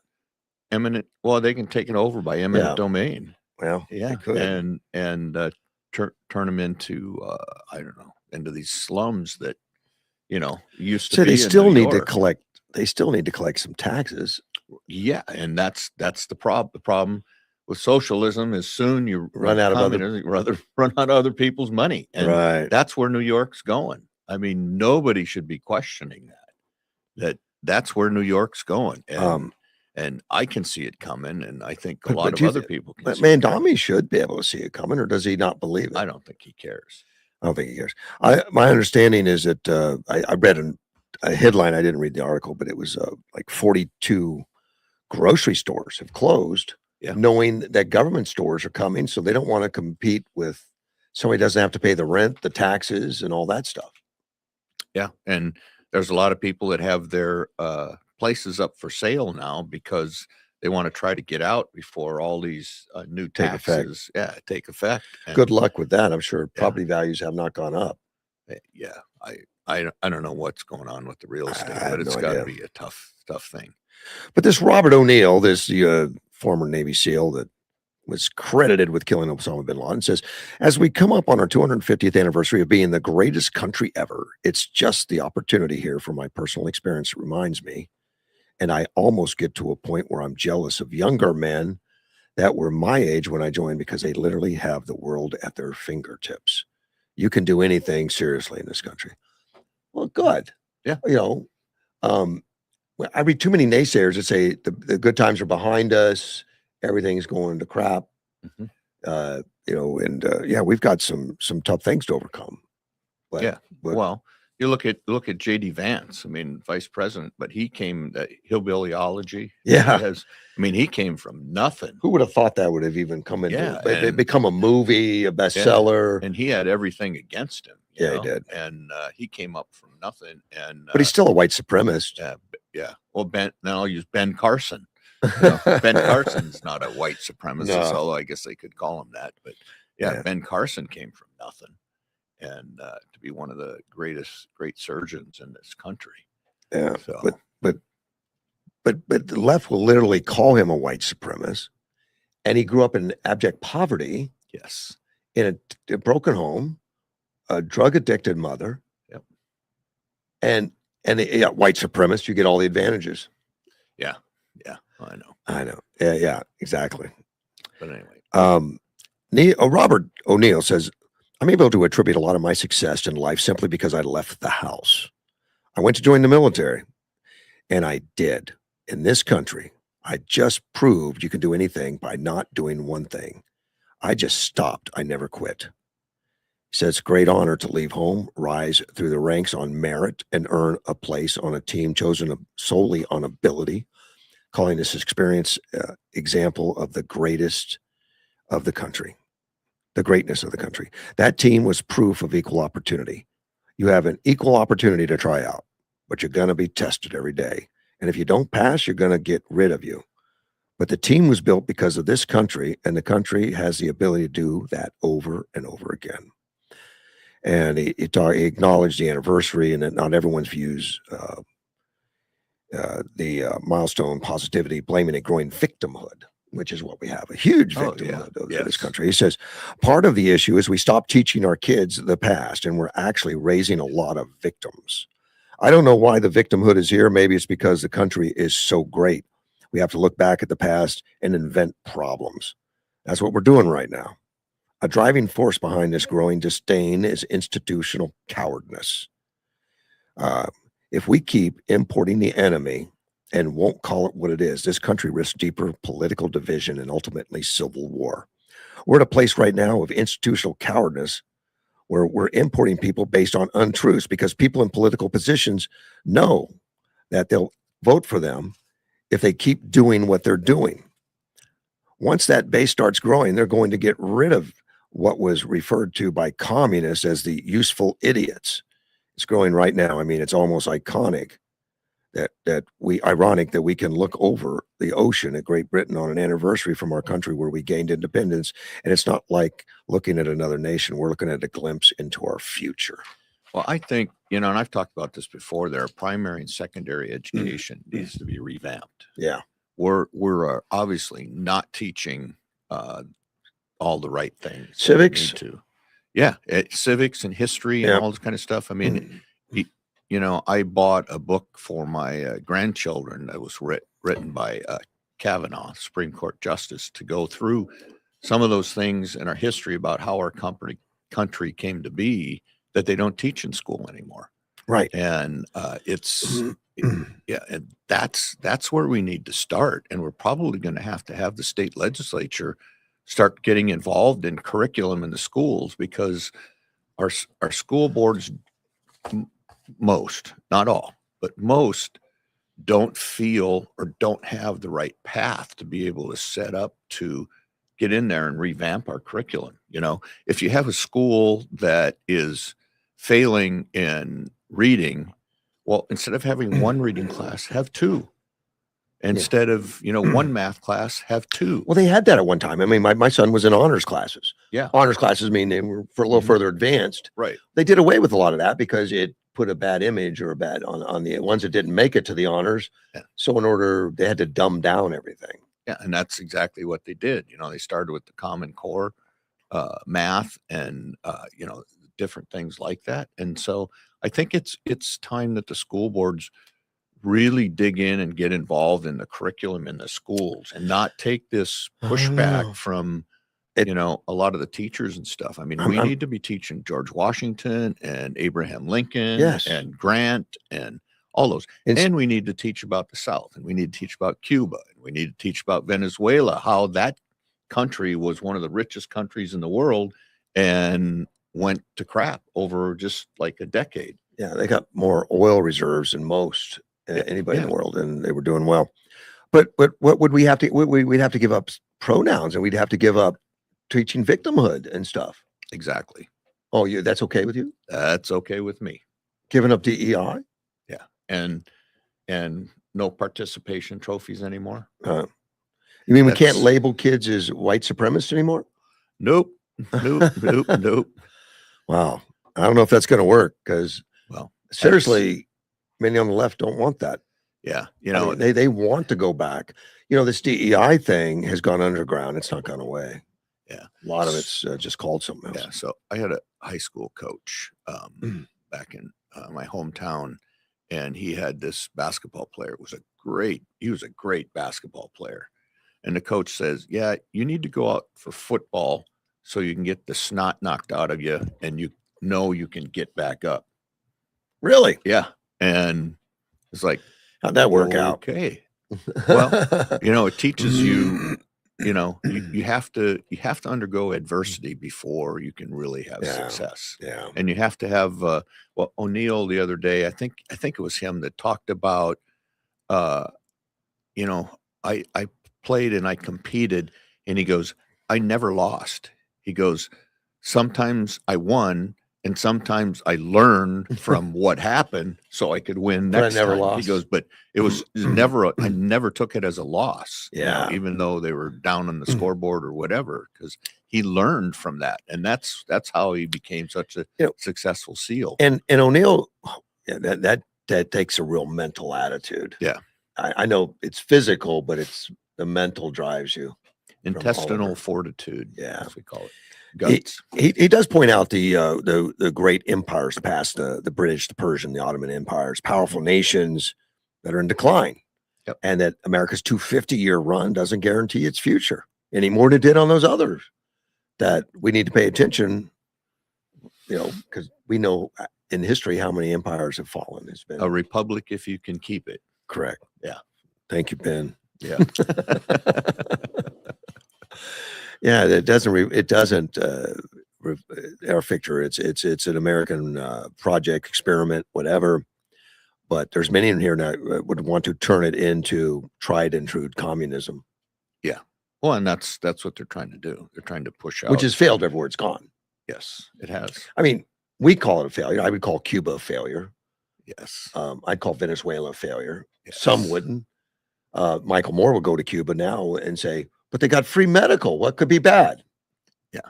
Well, so they have like one hospital that And has two good doctors. care, Yeah. and then the rest of the hospital is just like, it's bare walls, You and, know, and and maybe you have a doctor there, maybe you don't. And people rave about Canada's got free healthcare or government healthcare Well, then why do they come to the U.S. when they because need it's horrible. surgery? I mean, it's Yeah. it's wonderful if you don't need it, Yes, exactly. but or if you need something simple, Yeah, don't they pay like 50% taxes, income taxes? something high. I don't know what it is. And and see, the thing in Canada is if you like had to have some sort of a major surgery, I mean, you get in line. Yes, And then they also look at, well, how old is this guy? Correct. 65? Well, he goes to the bottom of the list. well, or he just gets crutches. You're not Yeah. going to get the hip replacement. Or he comes to the at a United certain age. States. That's what happens. That's what happens up there. Like, On the northern border in this country, it's filled with a lot of Canadians and hospitals. mhm. They build hospitals in America on the border on purpose, knowing that my clientele's coming south. And when a lot of them, when they come to the U.S., they actually buy medical insurance policies. Oh, they down do? here. They're allowed to do that. Yes. I did talk to a lady a few years ago that was from Canada on the east side, and she wanted me to get the story out. She was calling a lot of radio stations. Mhm. She had a problem. She was losing vision in one of her eyes, and there was some pressure and pain. So she went to the doctor in Canada, Mhm. and he said, okay, we're going to get you in for an MRI. It looks like we need to take a look at that. And so they gave her an appointment that was like 6 months away. She says, I can't wait 6 months. She said, well, that's what we got, 6 months. Yeah. So she went to New York, got an MRI that day, Mhm. got results. There was a tumor behind her eye that was giving her pressure and causing her problems. Yeah. So she went back with the paperwork to Canada and says, look, doc, I got the MRI. There's a tumor. We need to do something about it. They said it needs to be removed or something, Mhm. whatever it is.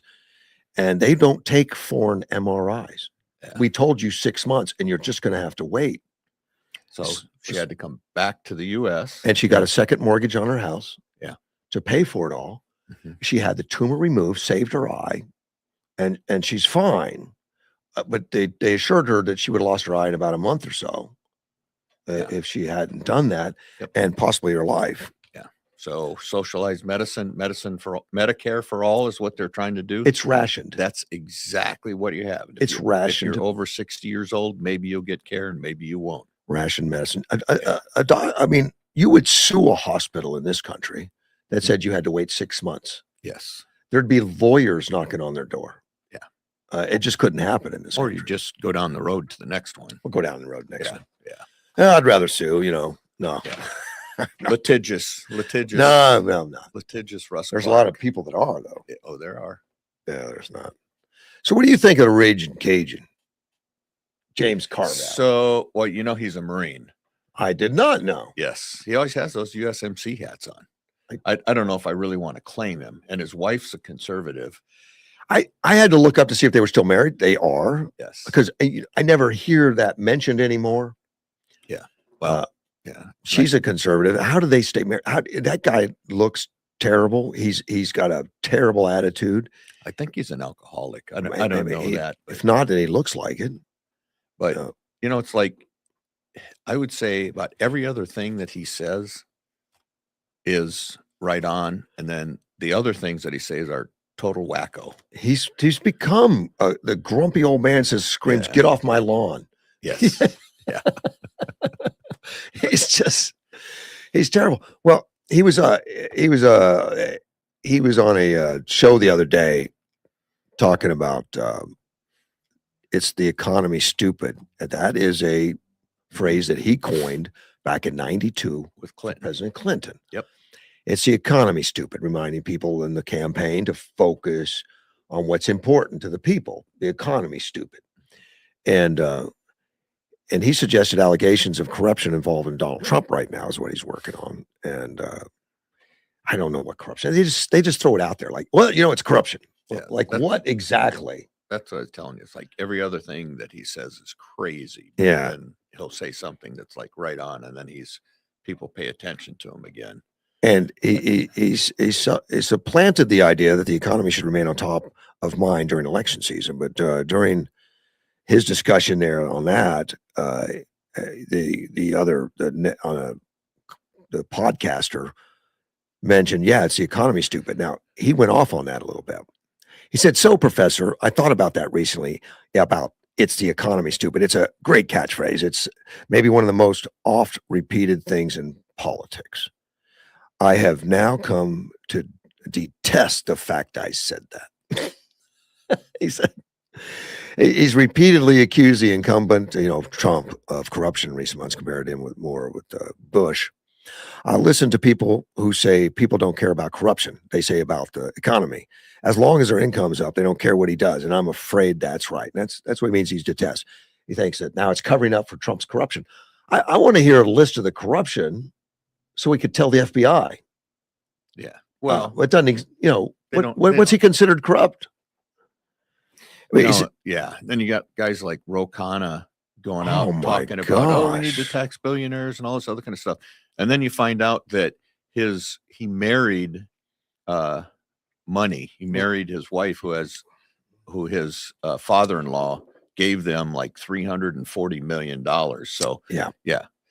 They own they own like 3 golf courses and stuff. I mean, the family does. His kids do. Stuff. Yeah. His kids own That's them. why they put them in their names. Yeah. He's hiding them for tax purposes. Yeah. And he's attacking wealth because he's got it all, I guess. I don't know. Yeah. And Bernie Sanders. Bernie, if you want to fix the homeless program, why don't you give up some of your houses? You can keep one, but give up the rest of them, I mean, it's so, and he's a millionaire too. He's a multi-millionaire. Yeah, he's got 3 big houses too. Yeah. So give up 2 of them. But that's why they say billionaires are bad now, not millionaires. They say billionaires. Yeah. It's all a joke. But Carville is so vile. I mean, he is so filled with hatred. I mean, you got to watch the videos almost to understand it. But he says, talking about Trump and everything, which Trump's working on the economy, and that makes him mad because he's corrupt working on the economy. Well, we worked on the economy in a good way, I guess, as a summation. But he says, and he's talking about Trump. He says, I want to punch him in the effing face. Okay, yes, I'm serious because the phrase actually haunts me today. Yeah, the guy's nuts. Yeah, he is. So, give me one word to describe the Democrat Party. Corrupt. I think they are. And one word to describe the Republican Party. Oh man, that's patriotic. Yeah, that was my word. So for Democrats, it was hate. Hate is right. They hate everything. Yeah. I mean, it goes way back. Goes way back to slavery and KKK, and now the Somali stuff and the Palestinian stuff. Well, and that's why I go to corrupt, because they stand. I mean, they excuse it, they hide it, they watch it happen and don't care because and they hate Trump. They can't get past. They hate him more than they love the country. Yeah, 27% of Democrats say they're patriotic or will fly the flag even, and that number apparently in 2020, I guess in 2000. The number of Democrats and Republicans was very close about who would display the flag on the 4th of July. And it was like 67 for Republicans or something like that, and 65 for Democrats. Yeah. Now it's like 65 Republicans and 25 for Democrats. Yeah. They have turned on the country. I know. And they've turned on the flag. And that's what I was talking about. You run into a Democrat like Carol Smith or Harold Ford Jr. there's a few more. I mean, you need to, embrace them. I'm not saying you have to vote for them, but you need to Yeah. embrace them. I kind of like Carol Smith. I don't know her real well, but I talk to her occasionally and stuff. And she's a sweetheart. She's nice. And, Yeah. you talk to a lot of Democrats, they just have an expression of hate. Yeah.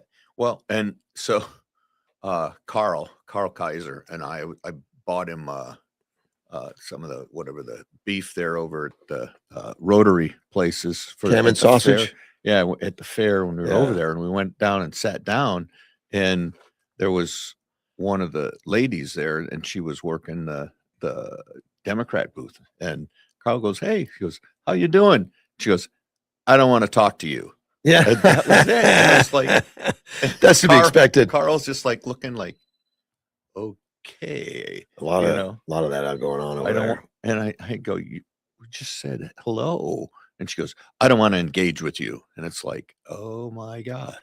And I tried to do some things with Democrat Party, and a couple of people like Karen Watts and Carol Smith were trying to help, but no, they shut it down.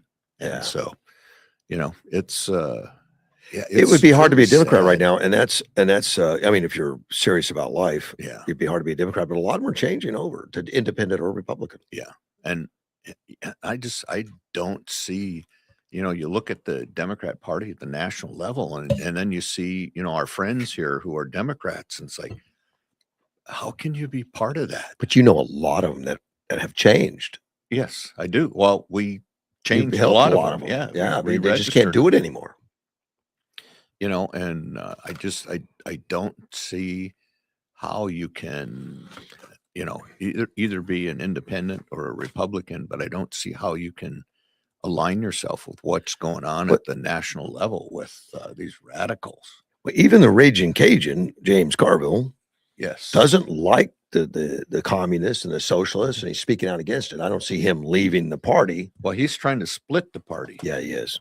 But and I think that's the Democrat Party. The DNC needs to stop providing money to these people, because pretty soon they're going to take the But party they over. can't, because their focus is to win elections, They want power. and those guys are voters. Yeah, And so it's all about that. power over country. But they're losing more than they're gaining, I fear, at this point. Yeah. I mean, that's fine for them. And I'll go back to those soldiers that put their vehicle in front of that dump truck. They knew they were going to die.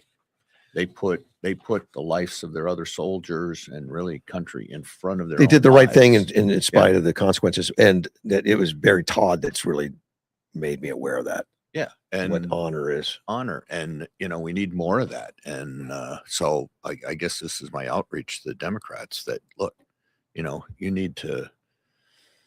you should, kind of align yourself so we can have two healthy parties, a Democrat Party and a Republican Party, but we can all love our country. We can all be patriotic. We all can fly the flag. And it's not that way anymore. It's cancel culture. I won't Yeah. sit by you. I won't talk to you. Yeah, and we put out our ideas of what you want to do when you're elected, and then you do those. Not like Weiniger in Virginia or something. I said, "Oh, I'm moderate." Oh, man. And, That was a big lie. yeah, it I mean, was she got into office in Virginia in just a few seconds, did all the things she wouldn't do, said she Yeah. wouldn't do. exactly. And so, we need two healthy parties. Now, Edward was going to put that data center in Virginia, Mhm.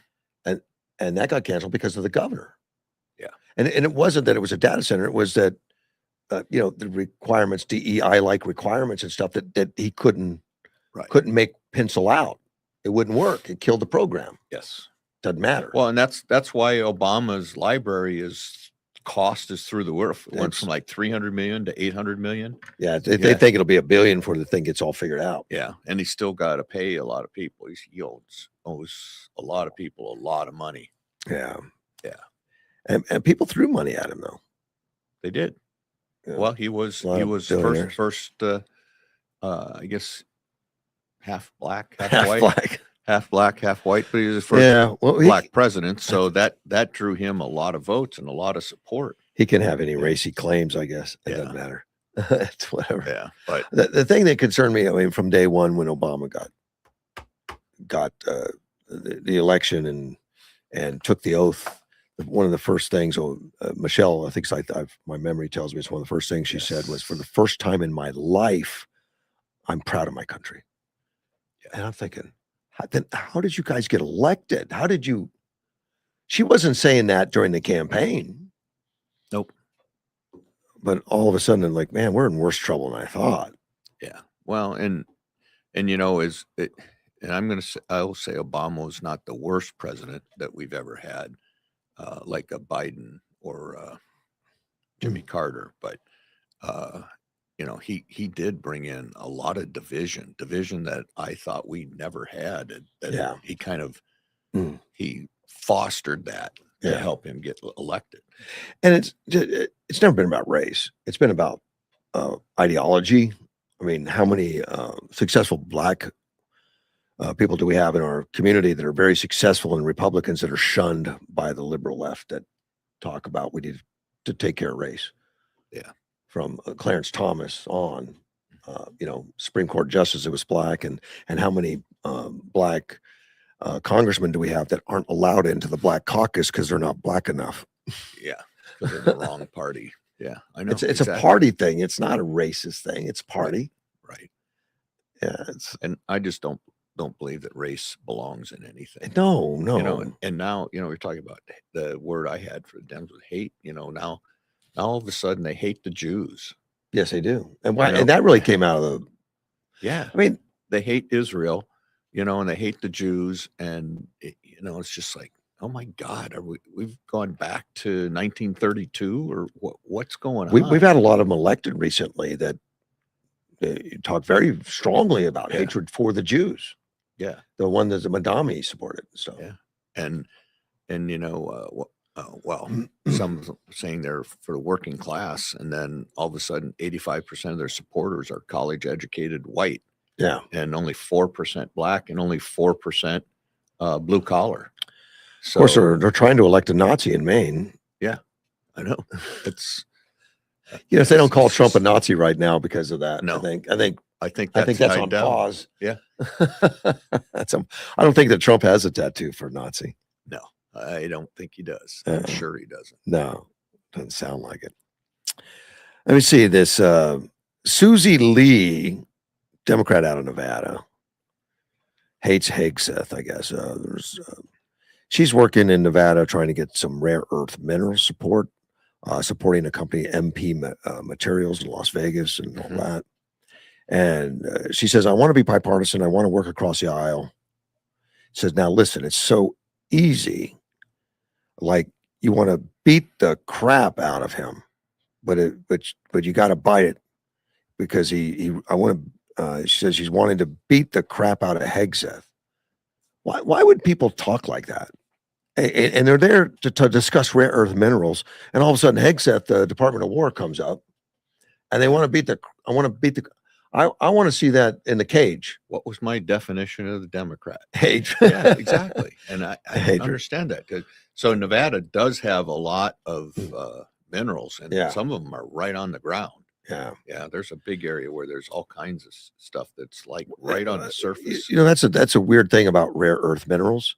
They're kind of everywhere. Yeah. They're not really rare. Not so rare. Yeah. Well, and part of it was just because of all these over-regulated environmental regulations. Right. We couldn't mine it. Right. And like I said, some of it in Nevada's right on the surface. It just need to scoop it up. Right.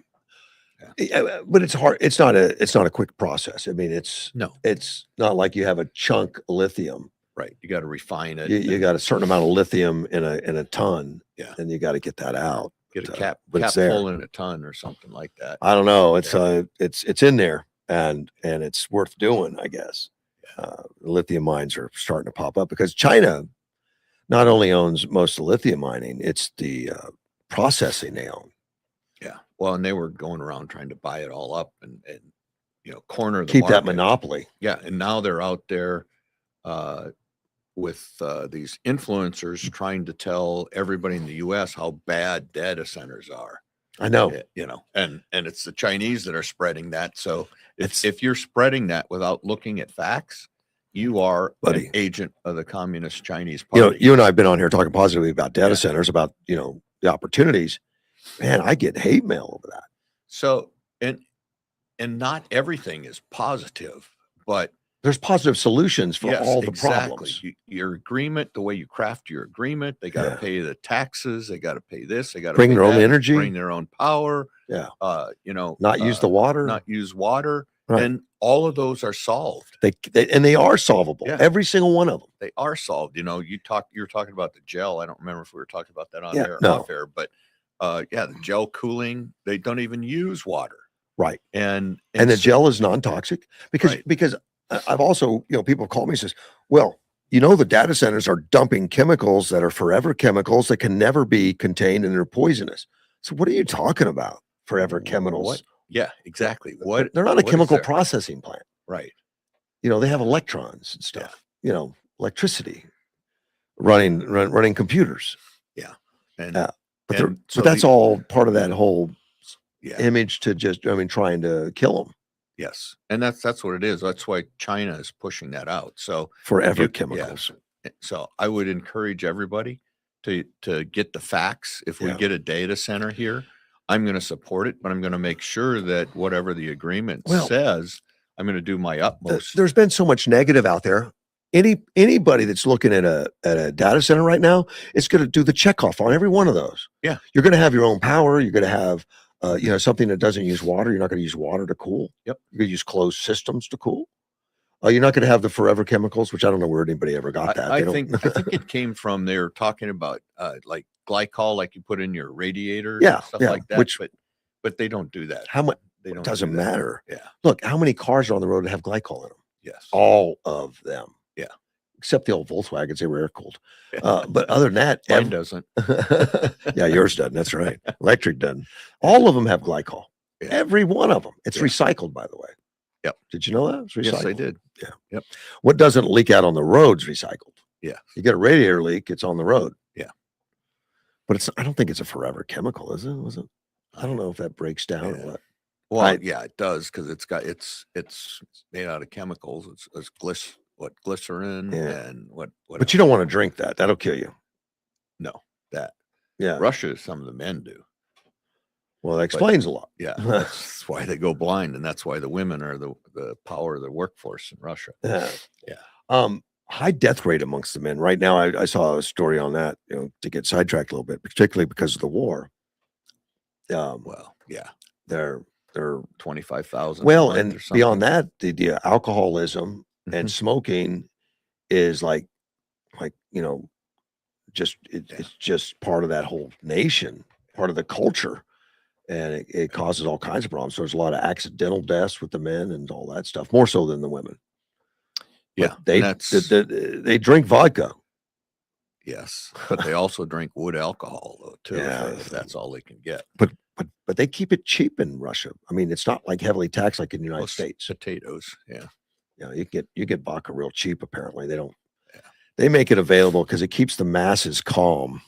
Yeah, that's my sister and brother-in-law did a exchange. They were in agriculture in Minnesota, and they had exchange where they brought over some farmers from Russia, and then they went over to visit Russia, and it was just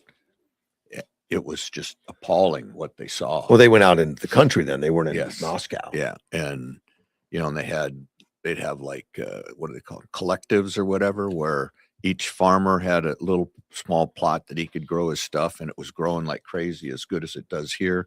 But then in the land that was owned by the government and stuff, it was like, you know, you get like a quarter of a bushel per acre or something like that. It was just, and they said literally they crossed an area in Russia where the ground was contaminated for miles and miles and miles, and it was nothing grew there. It was just desolate. They had done some sort of chemical No test. understanding of Yeah, what it and there was. some sort of chemical tests there, and the other thing is that the women were actually the ones that did most of the work because the men were drunk all the time and they were drinking. Wow. Yeah, and they would put the antifreeze into the tractors, and the men would drain it out and drink it. Oh my gosh. And so a lot of the tractors would fail. So, or they just put water in there. Yeah. And that's, now this is Anecdotal. couple decades ago, Yeah. but yeah, it was pretty bad. And, Well, my understanding in Russia right now, I mean, they've lost a lot of people from people that have left the country to get away from the war and draft possibly, yes, I heard that. as well as people that have died in the war, and the birth rate's way down. That they're saying they're hitting really lows in population. Yeah. And they don't know that they're going to, not a sustainable thing.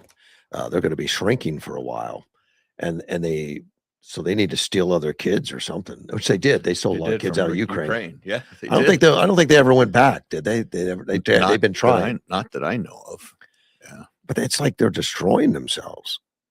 Yeah, they are. But and again, it's a different mentality. People don't understand. Putin doesn't care about his people. No, he doesn't. He cares about his country. He doesn't care about his people. And it's the same thing in the Middle East with a lot of those countries. Iran doesn't give a crap about their people.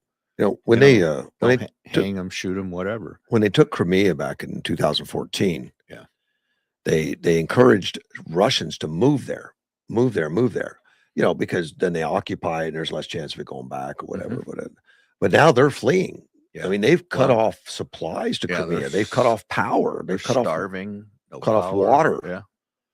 And they're fleeing back, but it's hard to get gas to drive. Yeah, my understanding, gas is rationed in Russia right now. Well, in some places it's cut off completely. Yeah. Oh no, that's Iran, or maybe it's Russia too. In Crimea, there's no gas for civilians right now, and they're selling it on the black market. It's usually junk. Yeah. Whatever. But I mean, they're in a world of hurt. You don't see it much on the headlines. Yeah. And then we whine about $3 gas. It's down. I looked at gas in Yuma, 375. Yeah. National average down to 389, I think. And oil. Arkansas was 301. Yeah, they're the lowest. And Texas was 305. Yeah, because nobody wants to live in Arkansas, so we keep the gas loaded just to attract people. Arkansas was actually not so bad. I've never been. Well, I have been through it. It was warm and humid. That's the way I'd put it. Well, so's Texas, Florida. Oh, yeah. Florida's really humid. Yeah, especially August. We get a lot of that. But this Ukraine war, 4 years, and every year it gets more and more critical as far as infrastructure being lost, as far as civilians being engaged. I never thought it would go this long and this far. I mean, but they're both putting up with so much pain. And Ukraine doesn't have a choice, because if they give up, they lose their everything. They lose survival survival. And Putin, as you know, thought it was going to be 3 to 5 day war. Yeah. Well, that's what he was told by his informants. It later fell out of windows. Yes. Another general fell out of a window last week or the week before. It seems to be the way to retire. Yeah. I don't remember his name, but yeah, they said, another general died. I would have fell out a window. I'd have those windows permanently sealed. They would not be open. Yeah. Can't open that window. They have a good retirement plan, I guess. Not good. Yeah. And I don't know I don't have any prediction on what's going to happen with this at the end. Do you? No, I really don't. I mean, I don't see. So right now, Ukraine has the upper hand. I mean, there's no doubts that, Russia had the upper hand for a while, and now Ukraine has the upper hand.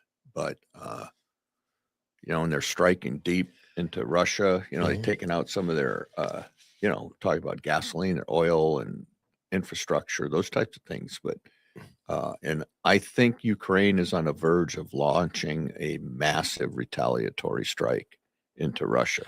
They've been picking it up as far as drones and everything. They have been actually increasing more and more every day, and Russia's been decreasing. They don't have as much. Well, and they got troops from North Korea and I don't know where else. They're getting gas from India, which is really weird, because India, they export oil to India. But Ukraine's been so good at blowing up all the refineries, so many refineries, they're out of gas. So they're making some deal where, okay, we're gonna sell you oil much cheaper now. And you give it back to us in gas. Yeah. Yeah. Yeah. So it's costing them. Yeah. Well, we're actually building a new refinery, the first one in like 38 years or something like In that. Arizona? In Texas. Oh, in Texas, yes. Yeah, that's why Well, that's why they're putting those pipelines in. Right. Yeah. And some about the refineries that not a lot of people understand, because they you know, because we're energy independent. We make more energy or collect more energy, drill more energy than we use. But we still import oil. And the reason we do that is our refineries are tuned for certain grades of oil. Our oil is a different grade and we export that. But this new refinery they're building down in Texas is going to refine the oil we have, Okay. which for some reason we just never did it. We just swapped it. Makes sense. Makes sense to me. Well, it doesn't make sense that we keep swapping it because that's a lot of expense to ship it out and ship it in. But I guess it keeps the ship guys happy. Yeah. Well, I think those pipelines are really going to help Arizona, because right now a lot of our gas comes from California. And when we get those pipelines in from Texas, and I believe one is coming all the way to Yuma and the other ones are going to Phoenix, but I think that's going to help the price of gas long term in Arizona. Yeah, well, it should help us, but there's apparently that pipeline coming into Arizona is going to continue on to California also, which I know I talked to one of the corporation commissioners the other day on the phone, Myers, and he's against that. Like, yeah, well, wait a minute, as long as we can have a big as long as it's coming in here, shut-off valve. Let's have a big shut-off valve on it. Let California bury themselves. I mean, they could be energy independent themselves. Yeah, and they were at one time. I mean, they're still very rich in oil, but they're trying to kill it all because they're the greeny attitude going on with all that. Well, I think that's probably one of the things that's has to happen is offshore has got to be nationalized. They just started doing the offshore and in the Gulf of America, and there's some shale type oil captured just offshore. It's in deeper water, but it's just offshore, and it stretches on all the way across the whole entire Gulf on the coastline of the United States. But it was in such deep water under pressure, and in shale that they didn't know how to recover it. And we're talking billions upon billions of gallons. Yeah. But now they've got the technology, they got the ability, and they're just starting to tap into that. And there's enough oil there probably for the next 200 years alone. And there is, and you know where Green River is? Green River is in Colorado, Montana, a little bit like that. Yeah. And that's an oil reserve. I think Teddy Roosevelt put it as a reserve to make sure that we didn't tap that and then just leave it for the Navy, because the Navy needs a lot of oil. Of course, they're nuclear now, but that's got anywhere from 3 to 4 trillion barrels. And they know 1.5 trillion is definitely recoverable. Well, 1.5 trillion represents a 200-year supply at our current usage, and our usage has been going down. Yeah.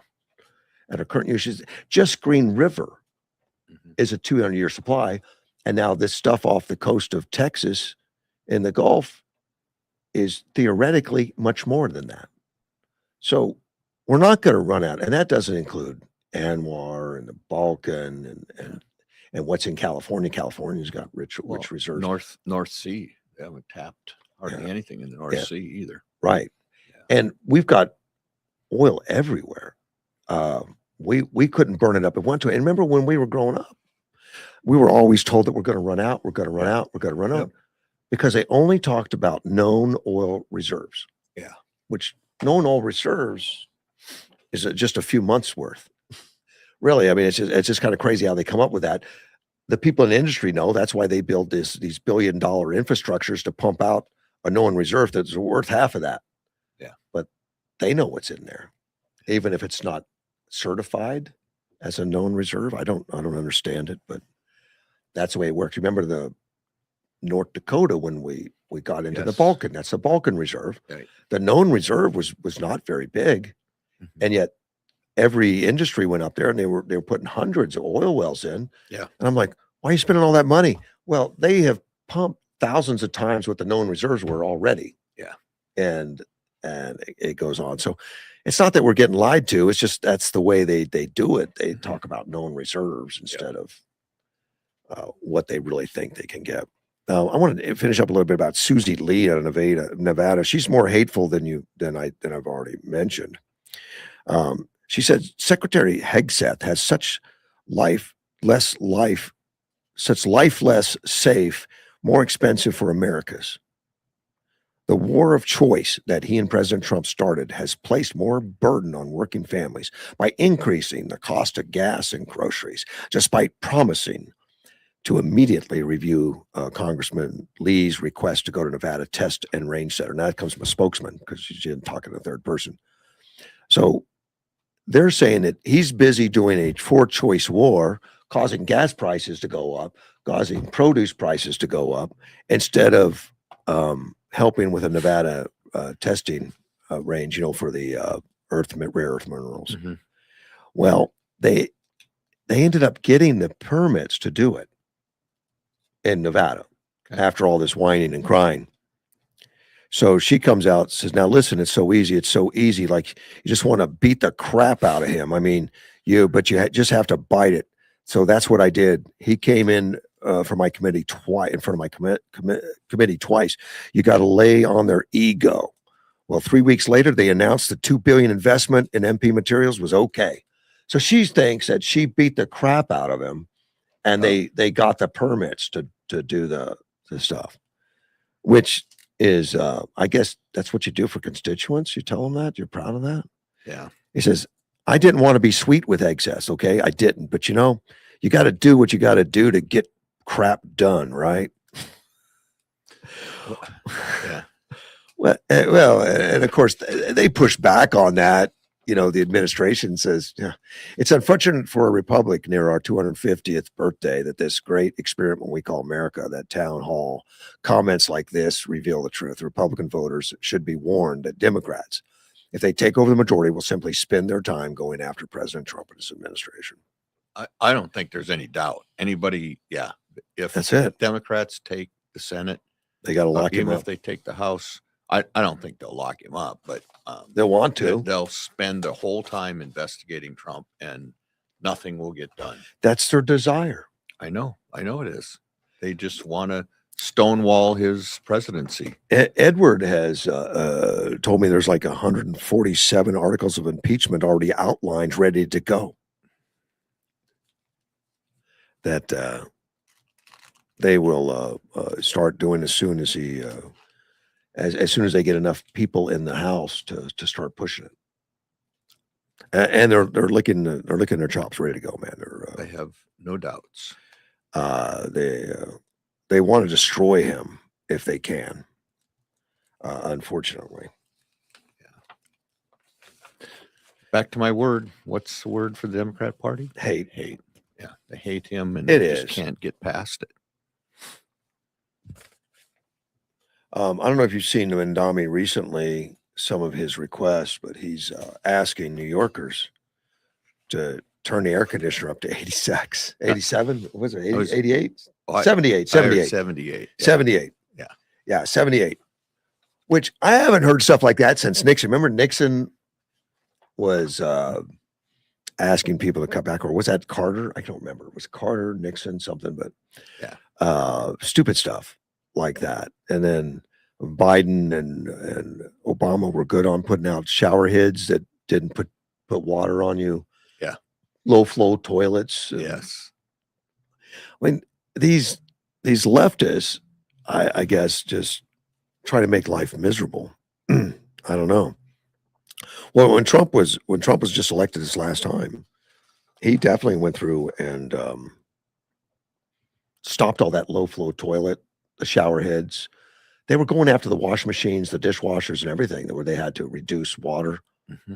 And that was all undone. And we would have lost manufacturing capability and stuff in the United States. Whirlpool was looking and all that kind of stuff. So he undone it all. But Zandami didn't get that message. And he asked that the AC be turned off and all that. And then he comes out and he says, if you have an older loved one, friend, or neighbor, check in with them today.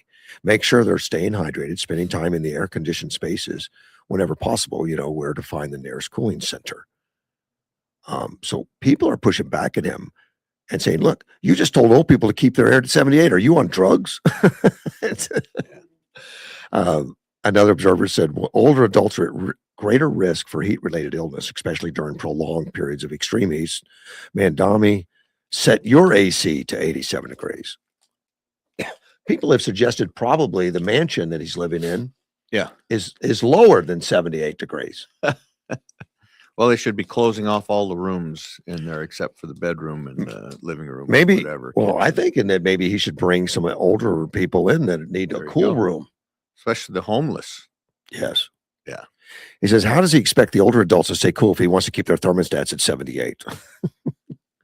But he was serious, and he was serious because of grid problems and brownout speculation of brownout like California. I think he mentioned California, and that we all need to pitch in and turn off lights and do the 78. And I haven't heard that kind of talk. Like I said, it's been decades. When we were kids, I think it was Carter, maybe, something that was talking about that during the oil crisis, maybe, that suggested we stop using them because the infrastructure was struggling with capacity, saying it's hot out there. The power grid's working overtime to keep us cool. And they have not hit their peak yet. They think it's going to be hotter next week. I guess this El Nino, super El Nino, it affects the whole country. I didn't know what an El Nino was until I moved to California. Right. And one of my, when I was in the automobile industry, and I was, operations manager for a large business out there. And I got the memo that the El Nino's coming. You should take a look at your wiper blade inventory and dramatically increase it. And I thought, I had to look this up. And that was, I didn't even have a cell phone at that time. I didn't know what an El Nino was. And I thought it just affected the West. It apparently goes out through the whole country. It's going to bring heat. It's been bringing heat and storms, to the East Coast and to the Midwest already. And we're going to be due for a lot of moisture at some point during the normal cycle of this El Nino, which they say is more powerful than any one we've had in many decades. So we might get some moisture well needed. Yeah. Oh, well, but we're told that we're going to get more rain than normal this year. Which, if we got 4 times the normal rain, it still wouldn't take us out of a drought. No, it's not going to fill the reservoirs, but it'll make a great dent. It'll make a great impact. But I'm hoping for a major snowpack this next year. Well, this El Nino should hit that. Yeah, we'll see. In New York, they've got cooling outreach on location in their cool vans, and so they send vans around the neighborhood, I guess, so you can go sit in a van. That doesn't sound practical. No, that's not. Well, they've extended pool hours and additional 8 cooling centers throughout, like libraries and stuff. Now, our food bank here on 24th Street. That's where we have the Republican meetings and stuff. And when we have a Republican meeting, I go early because I'll set up some chairs and some audio stuff.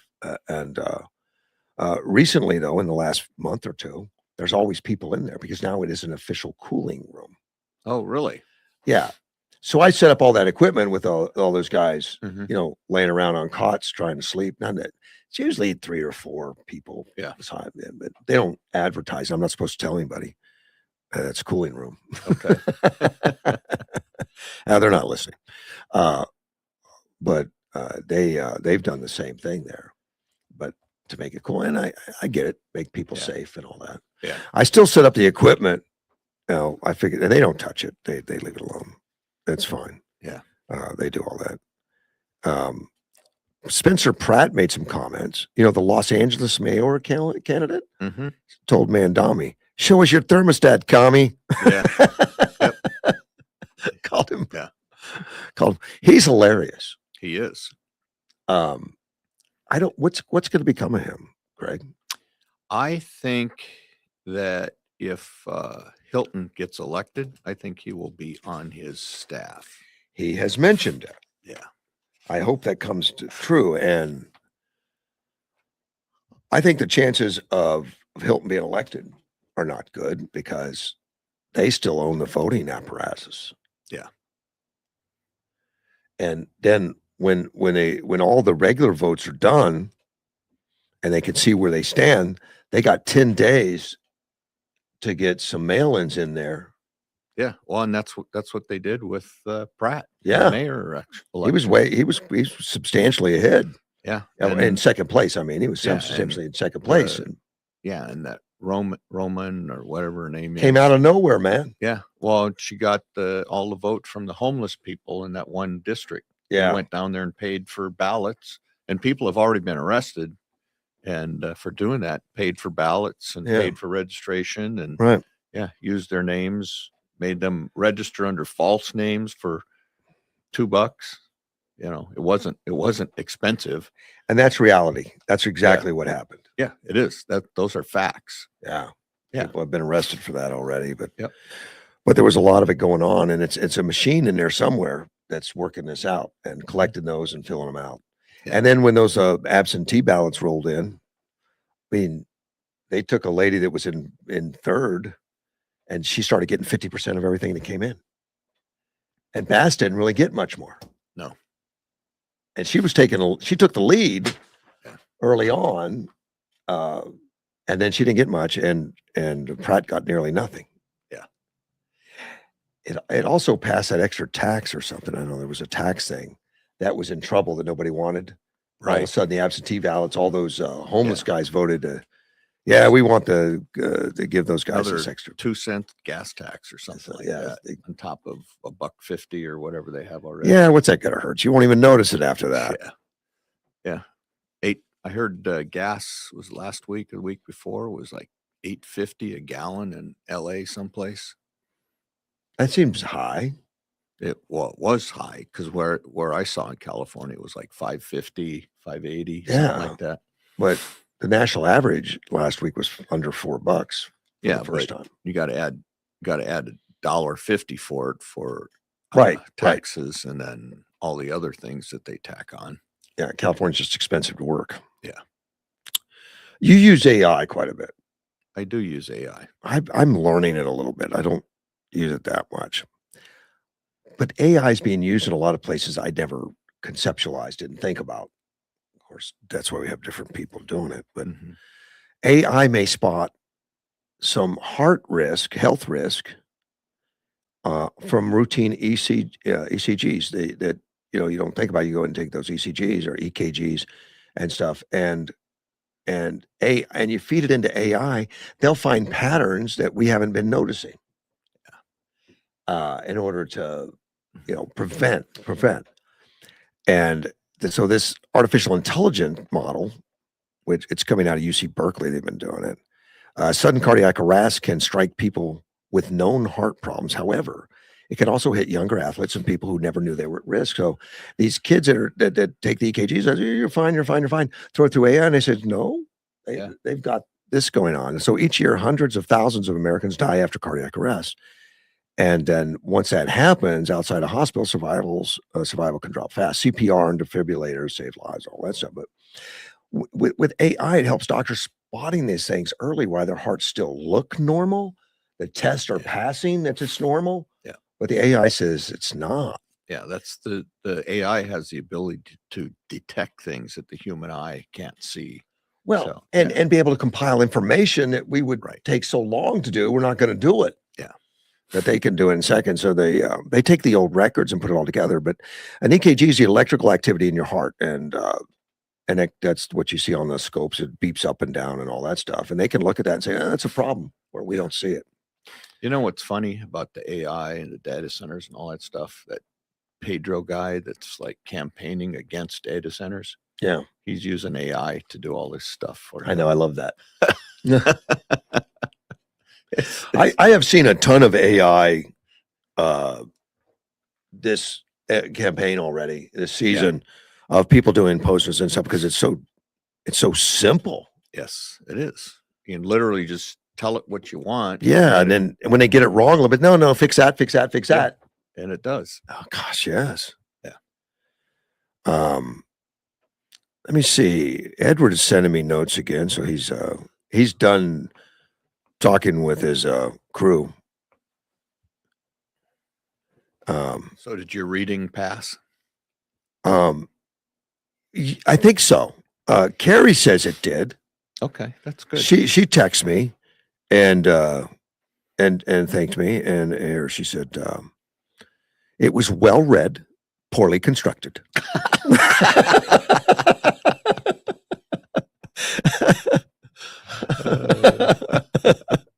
But read with passion. Yeah. So I think Carrie gave it approval. I'm not worried about any death threats from Carrie.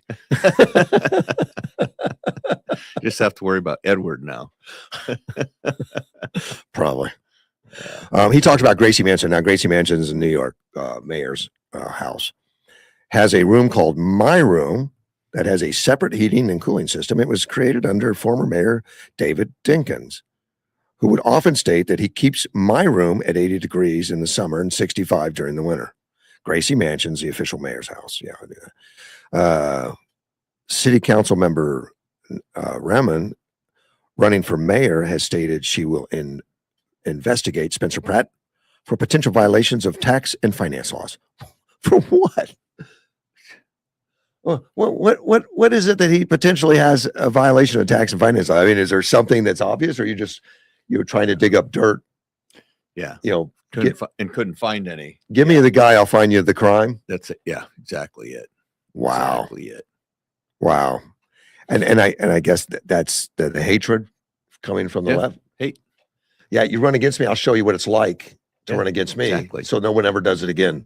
Yeah. That's like they're doing to Trump. Intimidation. Yeah. Yep.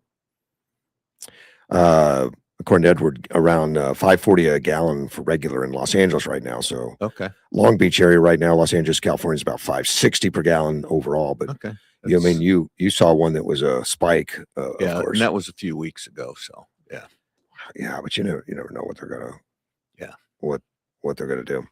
Oh, but this EKGs, by the way, that I was talking about, where they can check it with AI, it came from Sweden. They checked out 440,000 of them, and then they compared that to scans with death certificates and health records, so they could go back many years.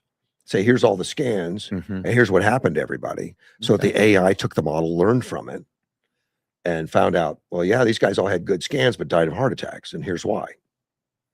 Here's what's different or what's unique, and all that kind of stuff. So, and we're still in its infancy. We still have a lot to learn. AI is teaching us a lot. I don't know where it's going to be in 10 years, Greg, but the way this thing is progressing and working so fast. Well, and that one of the things, I mean, you can use AI to do the scans and stuff like that, but you can also use AI to improve all the equipment that does the scans. Yeah. And so it's really, it can go through and analyze itself and the hardware and the software and all of that to get to a better device. And then, so it exponentially improves the detection of cancer and other things like that. Some of the technology we got already is crazy. I had a pacemaker put in 4 or 5 months ago. Mm-hmm. And for the first time I sat down, I went to the office yesterday, my doctor's office, the cardiologist, not to talk to my cardiologist, but to talk to my technician. I had a technician. I didn't even see the doctor or a nurse or anything. I just went and said, "Okay, technician," and he connected my pacemaker to his computer. He put a little thing on me that had a magnet or something, and was able to connect. Bluetooth. Yeah, he Bluetoothed it. But once he connected it, he took it off. But he was connected at that point, and apparently you have to be with somebody in the room to do it. You can't do it from his office in Toledo and connect to my pacemaker. Okay. That would be bad if they could hack your pacemaker. But I had tons of and all my wife wanted to know is there a kill switch involved? Apparently not. She gets upset with you. She just goes, yeah, you could do that. Just make you vibrate or something. Won't do that again. Yeah. But he it does much more than I ever thought it did. I mean, Mhm. I didn't research it a ton. I researched on whether or not I needed it. I didn't really research exactly what it was doing other than keeping my heart rate from going too low. Mhm. I have two leads in my heart, upper chamber, lower chamber. Okay. And what mine's doing mostly, and it doesn't do much. In fact, my battery was suspected to be able to last 12 years. Okay. But right now it's upgraded to 13.5 because it's constantly checking its normal usage Okay. and the battery. So it's I'm Yeah. not using it very much. He says it's not engaging very much, but it checks it checks the rhythm, and it adjusts the rhythm because sometimes it gets a little off between the upper chamber and lower chamber. The upper chamber fires, Mhm. and it actually makes the bottom chamber fire, and it's supposed to be in a certain rhythm. Right. And if that gets broke up, then this thing kicks in just to check the rhythm, not just the heart rate. Okay. But keeping the rhythm exactly right, which I was surprised. And I asked him, well, when I first got the pacemaker, it said 12 years. And then one day it said 13. He said, that's because when you first get it, they want to use an extra charge and help you more than you need until they verify that the leads have seeded properly. Because when they put those leads in your heart, there's like a grappling hook that hooks to the skin on the side of your heart inside. It looks pretty Alien. Yeah, it looks terrible, man. It looks archaic. They're just going to put a grappling hook in there and hang on to your heart. But scar tissue forms over it and then seeds it in, and it stays permanently until then. And then it lowers. So it massages and lowers the amount of a charge that it's giving you. Okay. So they predicted a longer deal. So we're talking, and he was asking him about my habits. I said I go to the gym 4 days a week. I keep my heart rate I keep it out of the red. Red for me is at 140 up, and that's where I have my red set. Okay. Which I'm older. So when you're older, you want to keep your heart rate a little lower than you Right. would if you're 18. Yeah. Go right up to 180. They don't care at that. Well, he says, oh yeah, I see your highest heart rate was 167 on May 15th at 4:15. I mean, he has Mhm. that little device in my chest has a complete record, Stores it all. stores Yeah. everything. Yeah. All along now, I don't. How big is it? Just like this big? The heart rate. I mean, oh no, it's 2.5 inches round, Okay. and not very. I mean, quarter inch deep, whatever, and Credit card or something like that. yeah, Okay. it's not too big, but it's doing a lot, and it's recording it, and it also will report now every quarter and send that information in. It can report out. Okay. Through Wi-Fi and stuff like that. It's going to report. And of course, it's tied into my phone to where I can see that it's working. I can't get the information that he's got. I can't tap into it. Yeah. He says, no, nobody can tap into it. And I can't tap into it except unless you're in the room, in the proximity where I can put that machine on you that's actually within an inch of the pacemaker, hangs right over the pacemaker. I can tap in. But then I lose it after a short amount of time, where if you leave the room, it's gone. They don't want anyone to have access.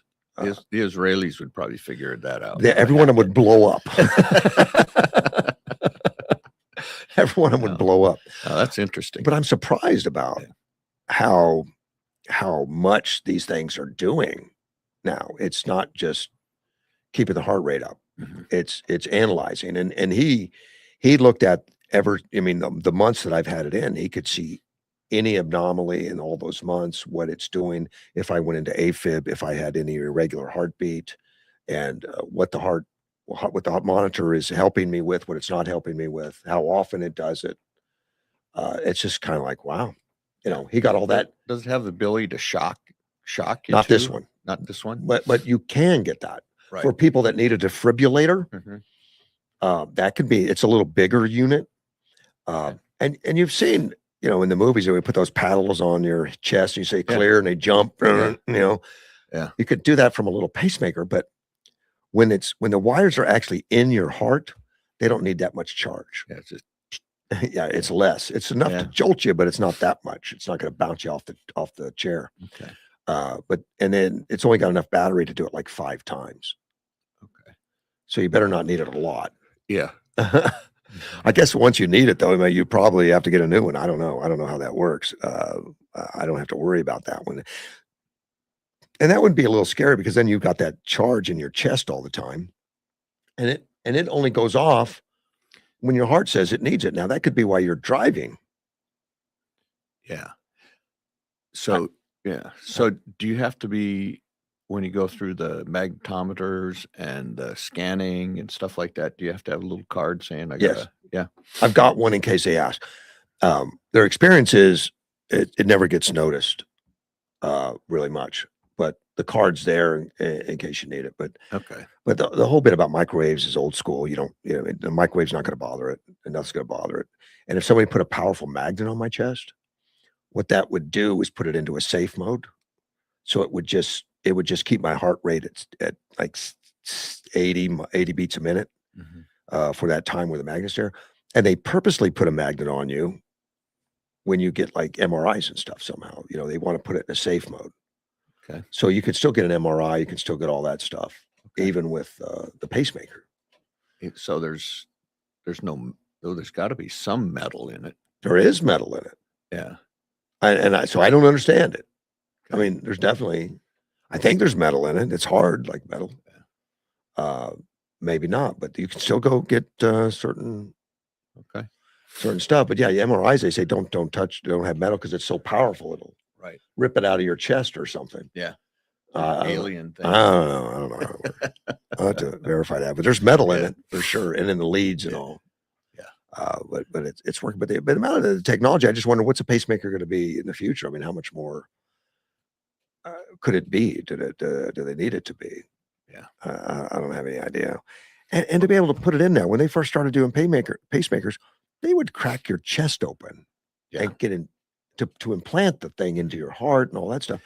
Now it's just an outpatient surgery with, that goes in your vein, and they could just do it all through an artery. Yeah. I'm actually surprised that like artificial hearts and stuff haven't like made a huge amount of progress. They haven't, have they? No. Not since Darth Vader. Yeah. One of my friends had a mechanical valve put in, and he had put in, and they go, yeah, there's been a recall on those. Yes. Oh, no kidding. They did. Yeah. So they had to take it out because they're failing all the time. Yeah. Well, it was Dick Cheney that was on an artificial heart for a while, like a year or something, wasn't he? Maybe so. But it was one that he had to have this wheeled cart with him all the time that was powering it and all that kind of stuff. And they keep it behind him so he wouldn't shoot it with a shotgun. When he went hunting. Yeah. And he lived on that for a while before he got his heart transplant. Yeah. And they called him Darth Vader. Yeah, he had a bad heart for a long time. Well, he did. He had a bad heart for me, since he was 40 or something. I mean, and they kept him alive. So, and Dick Cheney, MC, died November of last year. So, but he was born in 41, and he had all that. I mean, all those years of bad heart, and they kept him healthy. Yeah. I guess he was healthy. Yeah. But he had that. But you're right. You don't hear much about it. I understand it, and I remember when they were working on it. They were having problems with it damaging the blood, I think. Okay. Somehow it was damaging the blood. Now, Dick Cheney did not receive a permanent artificial heart, but he lived for 20 months with a battery-operated left ventricle device. That's the one he carried around all the time. Okay. 20 months. The mechanical pump, a heart mate too. So he had a pump, but it wasn't a whole heart. He had an artificial left ventricle. Took the duties of his failing heart until he received a successful heart in 2012. Yeah. And then he lived for another 13 years.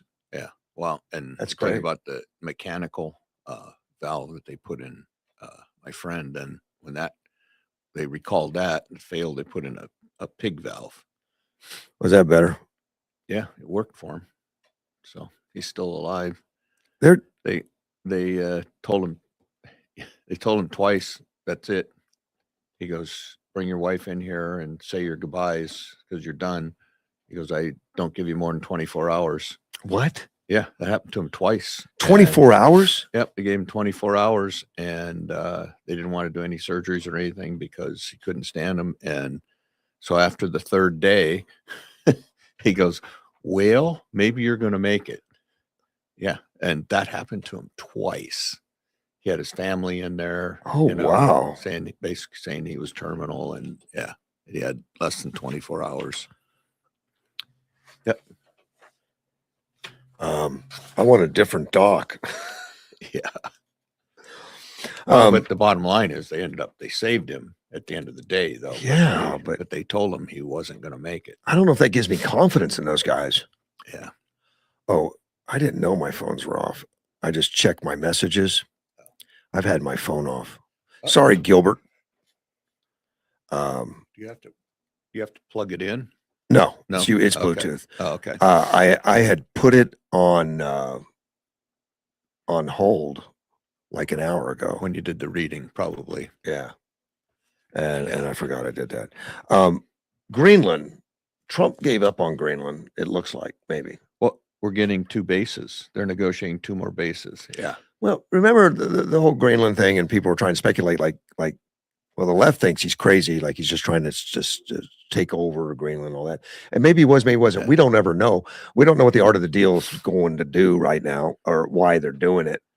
But he really got a lot out of it. We got the bases, plus NATO has agreed to increase Arctic forces because of Russia's aggressiveness in the Arctic. Right. And they're helping us build icebreakers. Yes, they are. They're partnering with us. Over that whole thing. Yeah. And I know people were smashing him over the Greenland thing, but well, that's the art of the deal. I want the whole island. Give it to me. yeah, it's going to be the next state. Yeah, the next state. We're going to pay everybody money to vote for us. Yeah. And Well, and the population was like 51,000. that's it, man. Yeah. Yuma has more people than Greenland. It's like, okay, I'll just take the bases and icebreakers and whatever. NATO gets involved and Yeah. helps us with the Arctic and for defensiveness against potential attacks from Russia or China. Yep. Which would have to go over the Arctic, and of course, we'd like to be stronger there with this Golden Dome thing. Yeah. How come it's not the Golden Trump Dome? I think, well, he's known for doing everything in gold. Yes, So that's enough. He didn't have to put his name on it. That's enough. Yeah. Golden Dome is, that will be remembered for him forever. And he probably wants to make sure that it survives and gets funded and all that stuff. So calling it the Golden Dome is probably on that track. I would bet you that the Democrats already have new names for it that they're going to. Oh yeah, they're probably going to. Well, they already tried to take Trump's name off the Kennedy Center. Well, they already did take it off. Yeah. It's gone. Yeah. And Gulf of America is probably on that list. And Everything. It's just kind of like Tutankhamun. Remember the reason we know so much about him is because the government decided that they didn't like him. They didn't want anyone to know about him, so they covered everything he had up. They covered it up, so it never got eroded. It never went away. So King Tut, which was a boy king or whatever, that was in disfavor. The Arabs there just said, "Look, we're gonna cover him up and do away with him."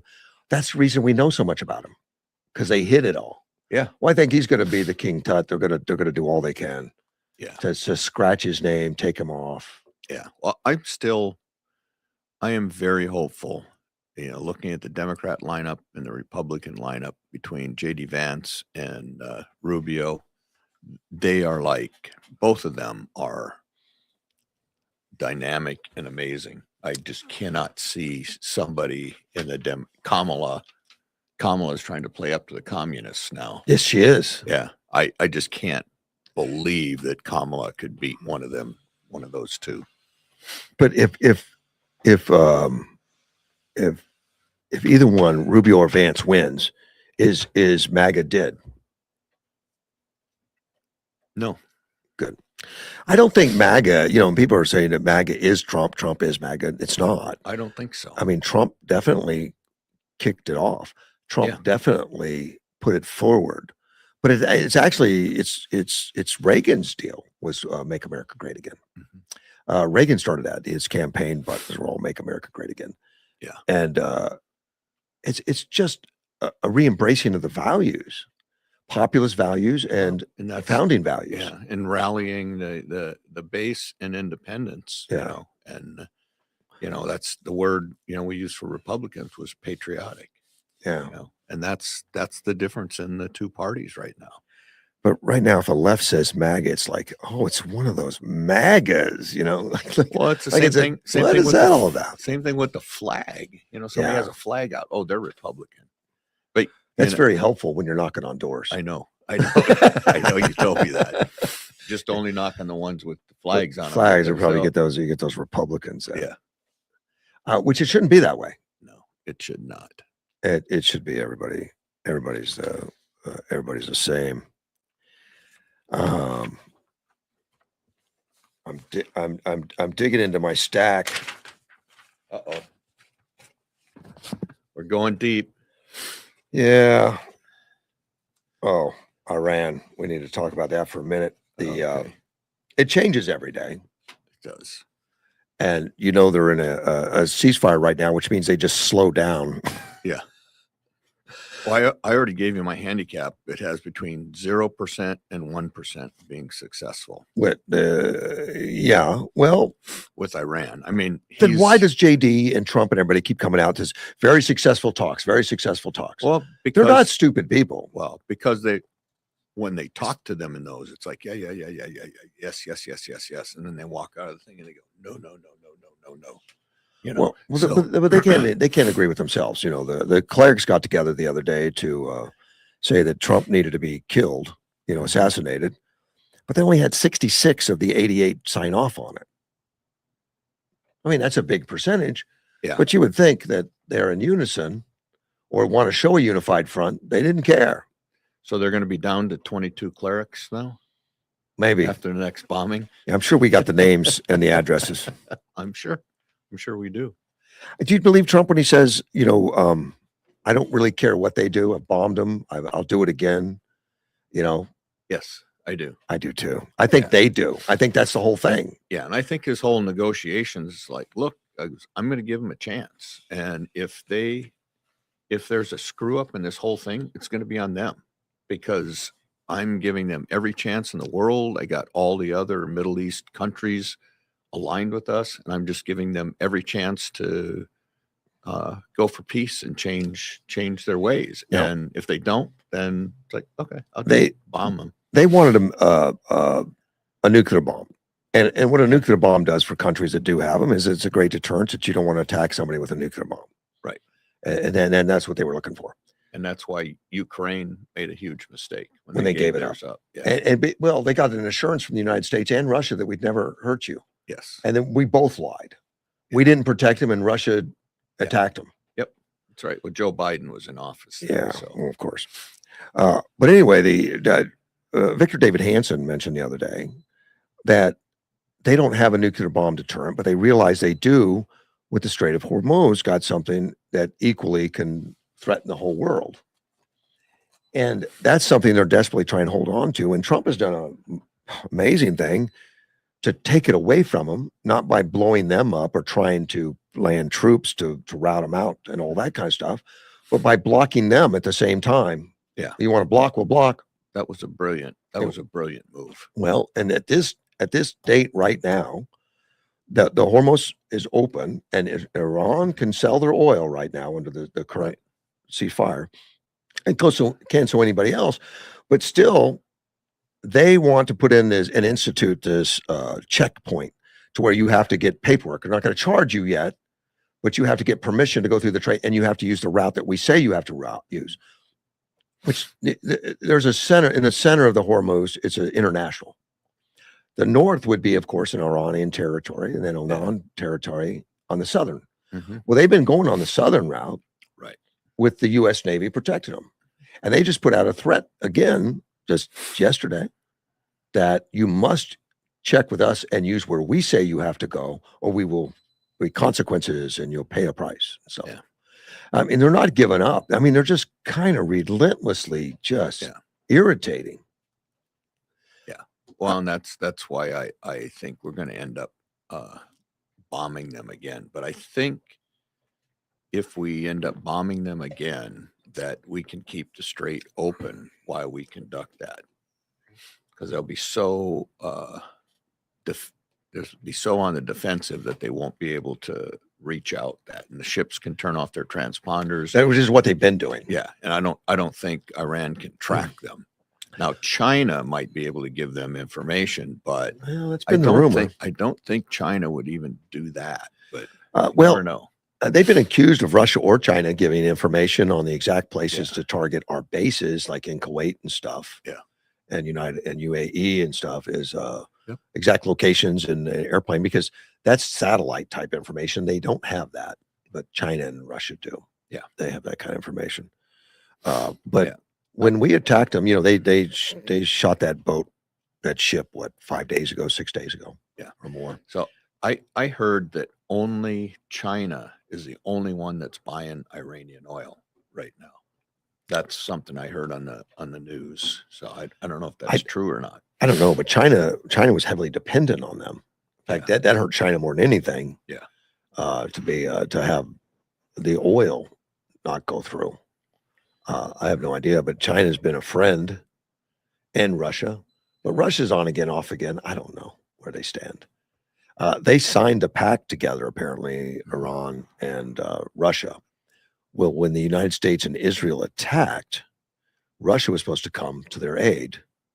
They didn't, and said that's because the person that signed the deal's dead.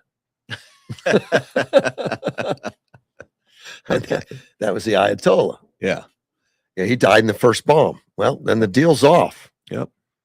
They didn't have the resources to do that. No, and if you remember back when they first did so when you project power, you got to have logistics. And if you remember back in the first day of the Ukrainian war, Russia couldn't even get their trucks on the road because they all had flat tires, because they all were dry rotted, and oil hadn't been changed, and so their convoys were just basically sitting ducks because they couldn't even get them on the road. And if you can't project logistics, you cannot project power. Oh, they learned a lot of lessons, but they thought it was going to be an airlift, and because they took over the airport was the first thing they did. They had special forces take over the airport in Kyiv, which successfully, and in fact, the small group of guard that was at the airport retreated and ran away. The Ukrainians. What the Russians didn't know is they ran to get reinforcements, came right back and knocked the special forces out, and then when the planes went in the air to land at Kyiv, they blew up the runways. So then they had to go to the trucks. Yeah.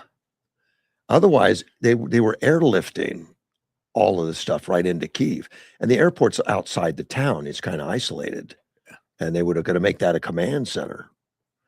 It never happened because the guys ran and got help and came back with equipment and stopped the planes from landing. And they left some of the special forces alive to go tell the Russians what happened here. Yeah. But they did blow up the biggest plane in the world, which they had there. I mean, that's just out of meanness. Yeah. Yep. They just did. The Harvey Weinstein, I guess, got out of jail. No, he didn't get out of jail. He had a rape case dropped. One. But he's got many others that hold him. Why do they even keep going through these rape cases? I don't know. And keep doing them. But Harvey Weinstein, I think that, does the left cringe every time his name comes up because they know he's one of theirs and he's one of their favorite sons? Well, but they keep trying to push him on Trump. Weinstein? Is it? Yeah, Harvey Weinstein. Okay. Is he a Trump friend? He might be. I don't know. No, I don't know. I might have it wrong. Yeah. Yeah. But he's got another sexual felony and all those kinds of things. It just kind of like goes on, which tells you what? How long did that go on? And with celebrities knowing it was happening, and what kind of guy they had to, know something, hide it. But he's not going to get out of jail because of it. It's just one case, and they keep doing it. Florida tattoo shop refuses to military and veterans. Won't do business with them. Wow. that's got to really cut into their business. All the Navy and You would think Marines so. down in Florida. Oh yeah. On June 23rd, they post from the Revival Tattoo Collection or Collective in Largo, Florida. People all in their feelings because I expressed my opinion of the military and law enforcement. My opinion is that the military is a bunch of war criminals and law enforcement kills babies and unarmed citizens in the street. If you don't like my opinion, cool. But you're going to, but you're not going to change it. Call me short. Post record from 20 years ago. Threaten the health department. Use homophobic slurs. That only proves my point and shows the true character of our military. Thanks for showing your true colors. Once again, for the slow ones, the military, pretty simple. If you're ex-military or currently serving, just don't come to the shop. You will be turned away.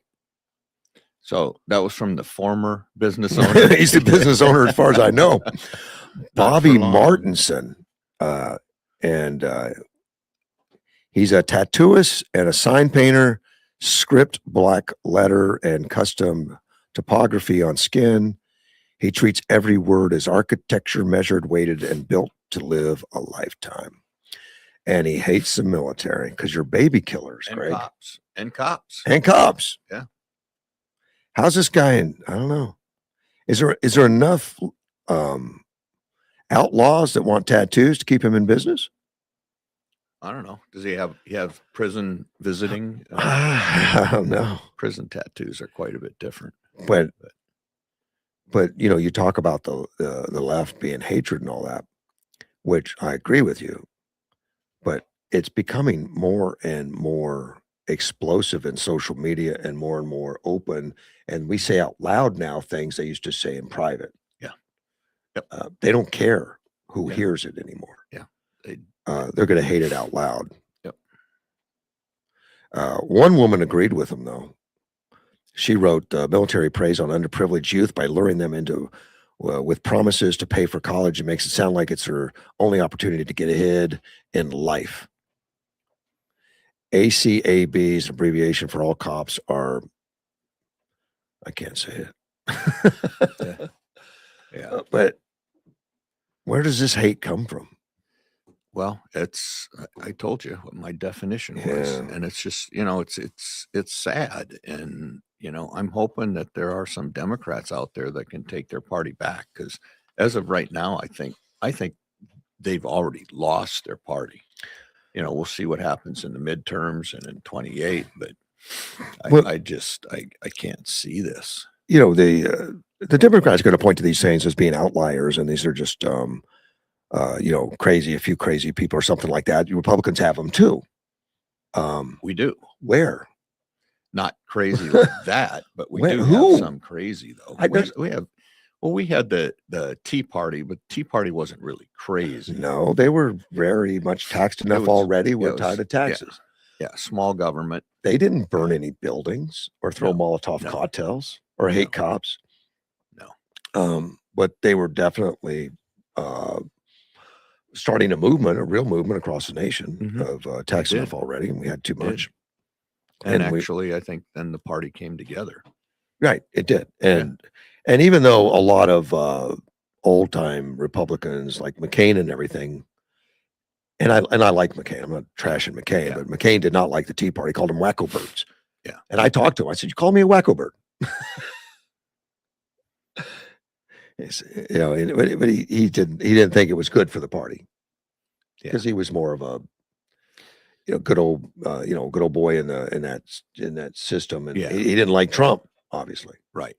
Well, and I think the Tea Party was kind of like a wake up call. I think we was. don't want to go back to, I don't know if I want to say the swamp, because the swamp exists on both sides, but we don't want to go back to the swamp. We want to cut a new path, a more conservative path, and not keep the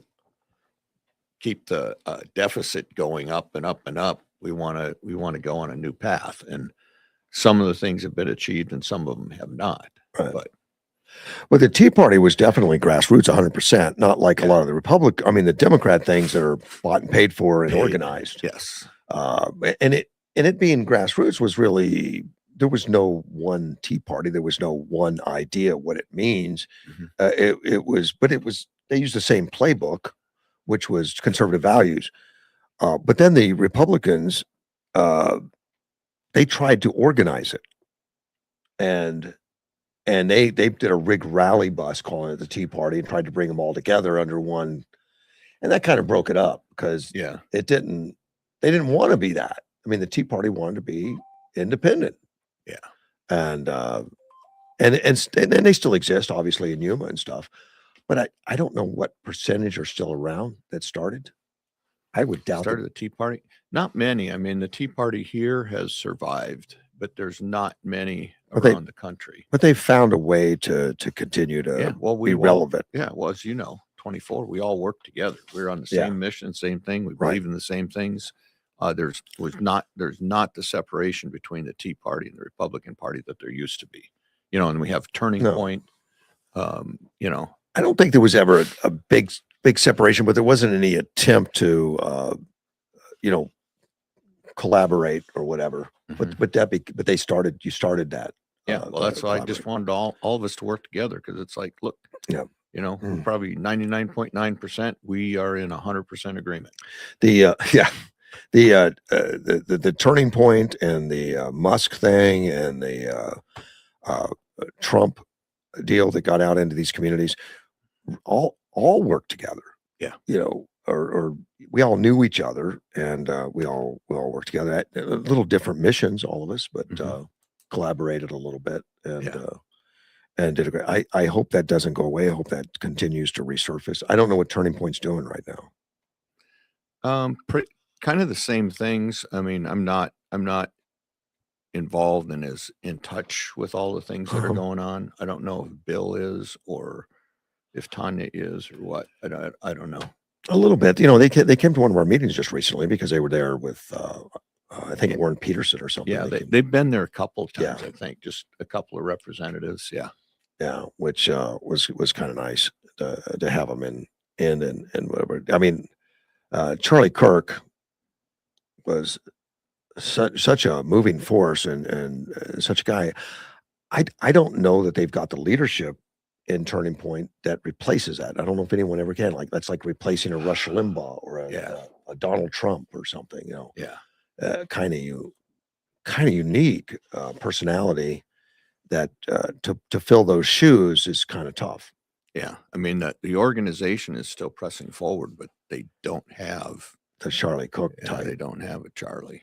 No. He was so brilliant, and his debate skills. I used to watch him just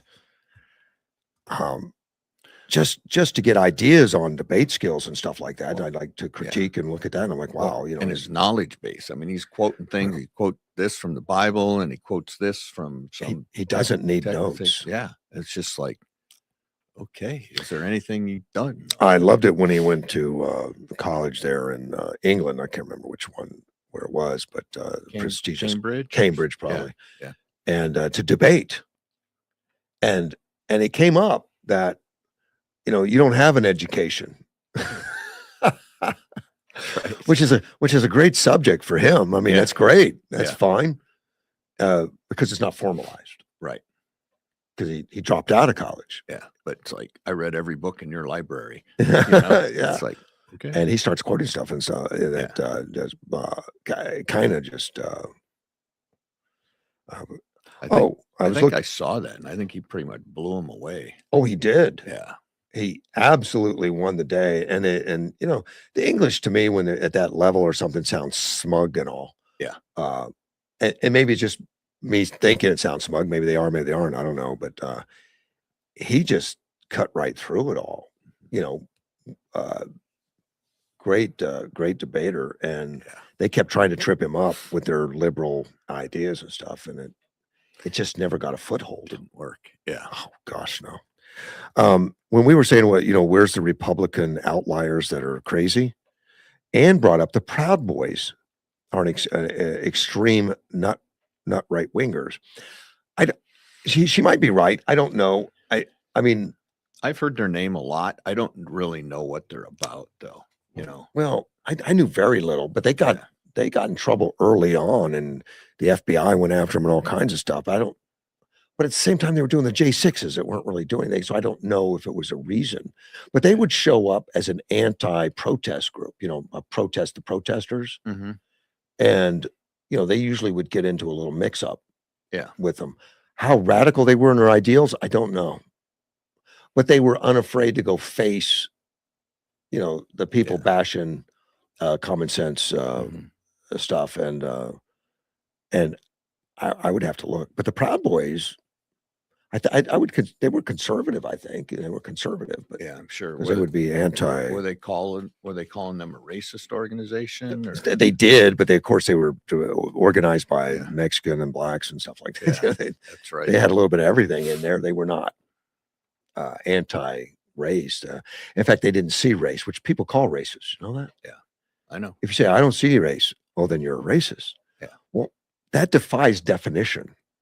Yeah, I know. If you live on race and say we're only hiring this race, that by definition makes you a racist. Yeah, I know. And I got some of those questions back when I was in the city. It's like, okay, how many blacks do you have? It's like, I don't know. How many Hispanics do you have? I don't know. It's illegal to keep track of it, by the way. It's just like, I always hire the best person for the job. How many women do you have? Well, I know that I hired a lot of women into directors' positions. Right. Because they were the best person for the job. Now, did you have to answer those questions for federal forums or something? Because no, called the public. Okay. Yeah, there was a couple of people who called the public, wanted to know those. And you can't hire based on race. Oh yeah, absolutely. So you can't put it on an application. Right. You can't check your race. You can't do that on an application. Yeah, but they do keep, our HR department, I think, keeps those statistics. If you keep it away from the personnel files, you can, but you can't put it in the personnel files. Right. Yeah. Yeah. Like if somebody calls for a reference that says, "Yeah, I see he's a black man," and no, you can't say those things. Right. But yet the government will call and ask you what your percentages are. Mm-hmm. And that happened to me, which was a shocker, because I said, "Well, I'm not allowed to keep that record. How will I find out?" Guess. That's what they told me. Guess, because you also can't ask them. Yeah. Yeah, I know. I did anyway, because I was curious, and it wasn't what I thought. I had a black guy that was like Tiger Woods. His mother was Korean. Okay. So he was Asian. I said, I had no idea you're Asian. I didn't know that. Yeah. Yeah. That's awesome. Interesting. Do you mind if we put black too? I mean, we could check off 2 requirements. There you They go. weren't requirements now. Yeah. Requirements. 2 but widgets. Well, in the DEI world, they keep track of that. That's golden. Yeah. Are you sure you're not gay? I don't want to be. We're out of time, man. Thanks for coming in. Yeah. Okay. I appreciate it. Thanks, Russ. We went through a lot of paperwork. We did. Good. I make my stack smaller. I can restart it. Yeah. You got Edward's statement out, so that's good. I did. We'll see if I did it adequately. Carrie gave it high marks. Okay. Just not the writing.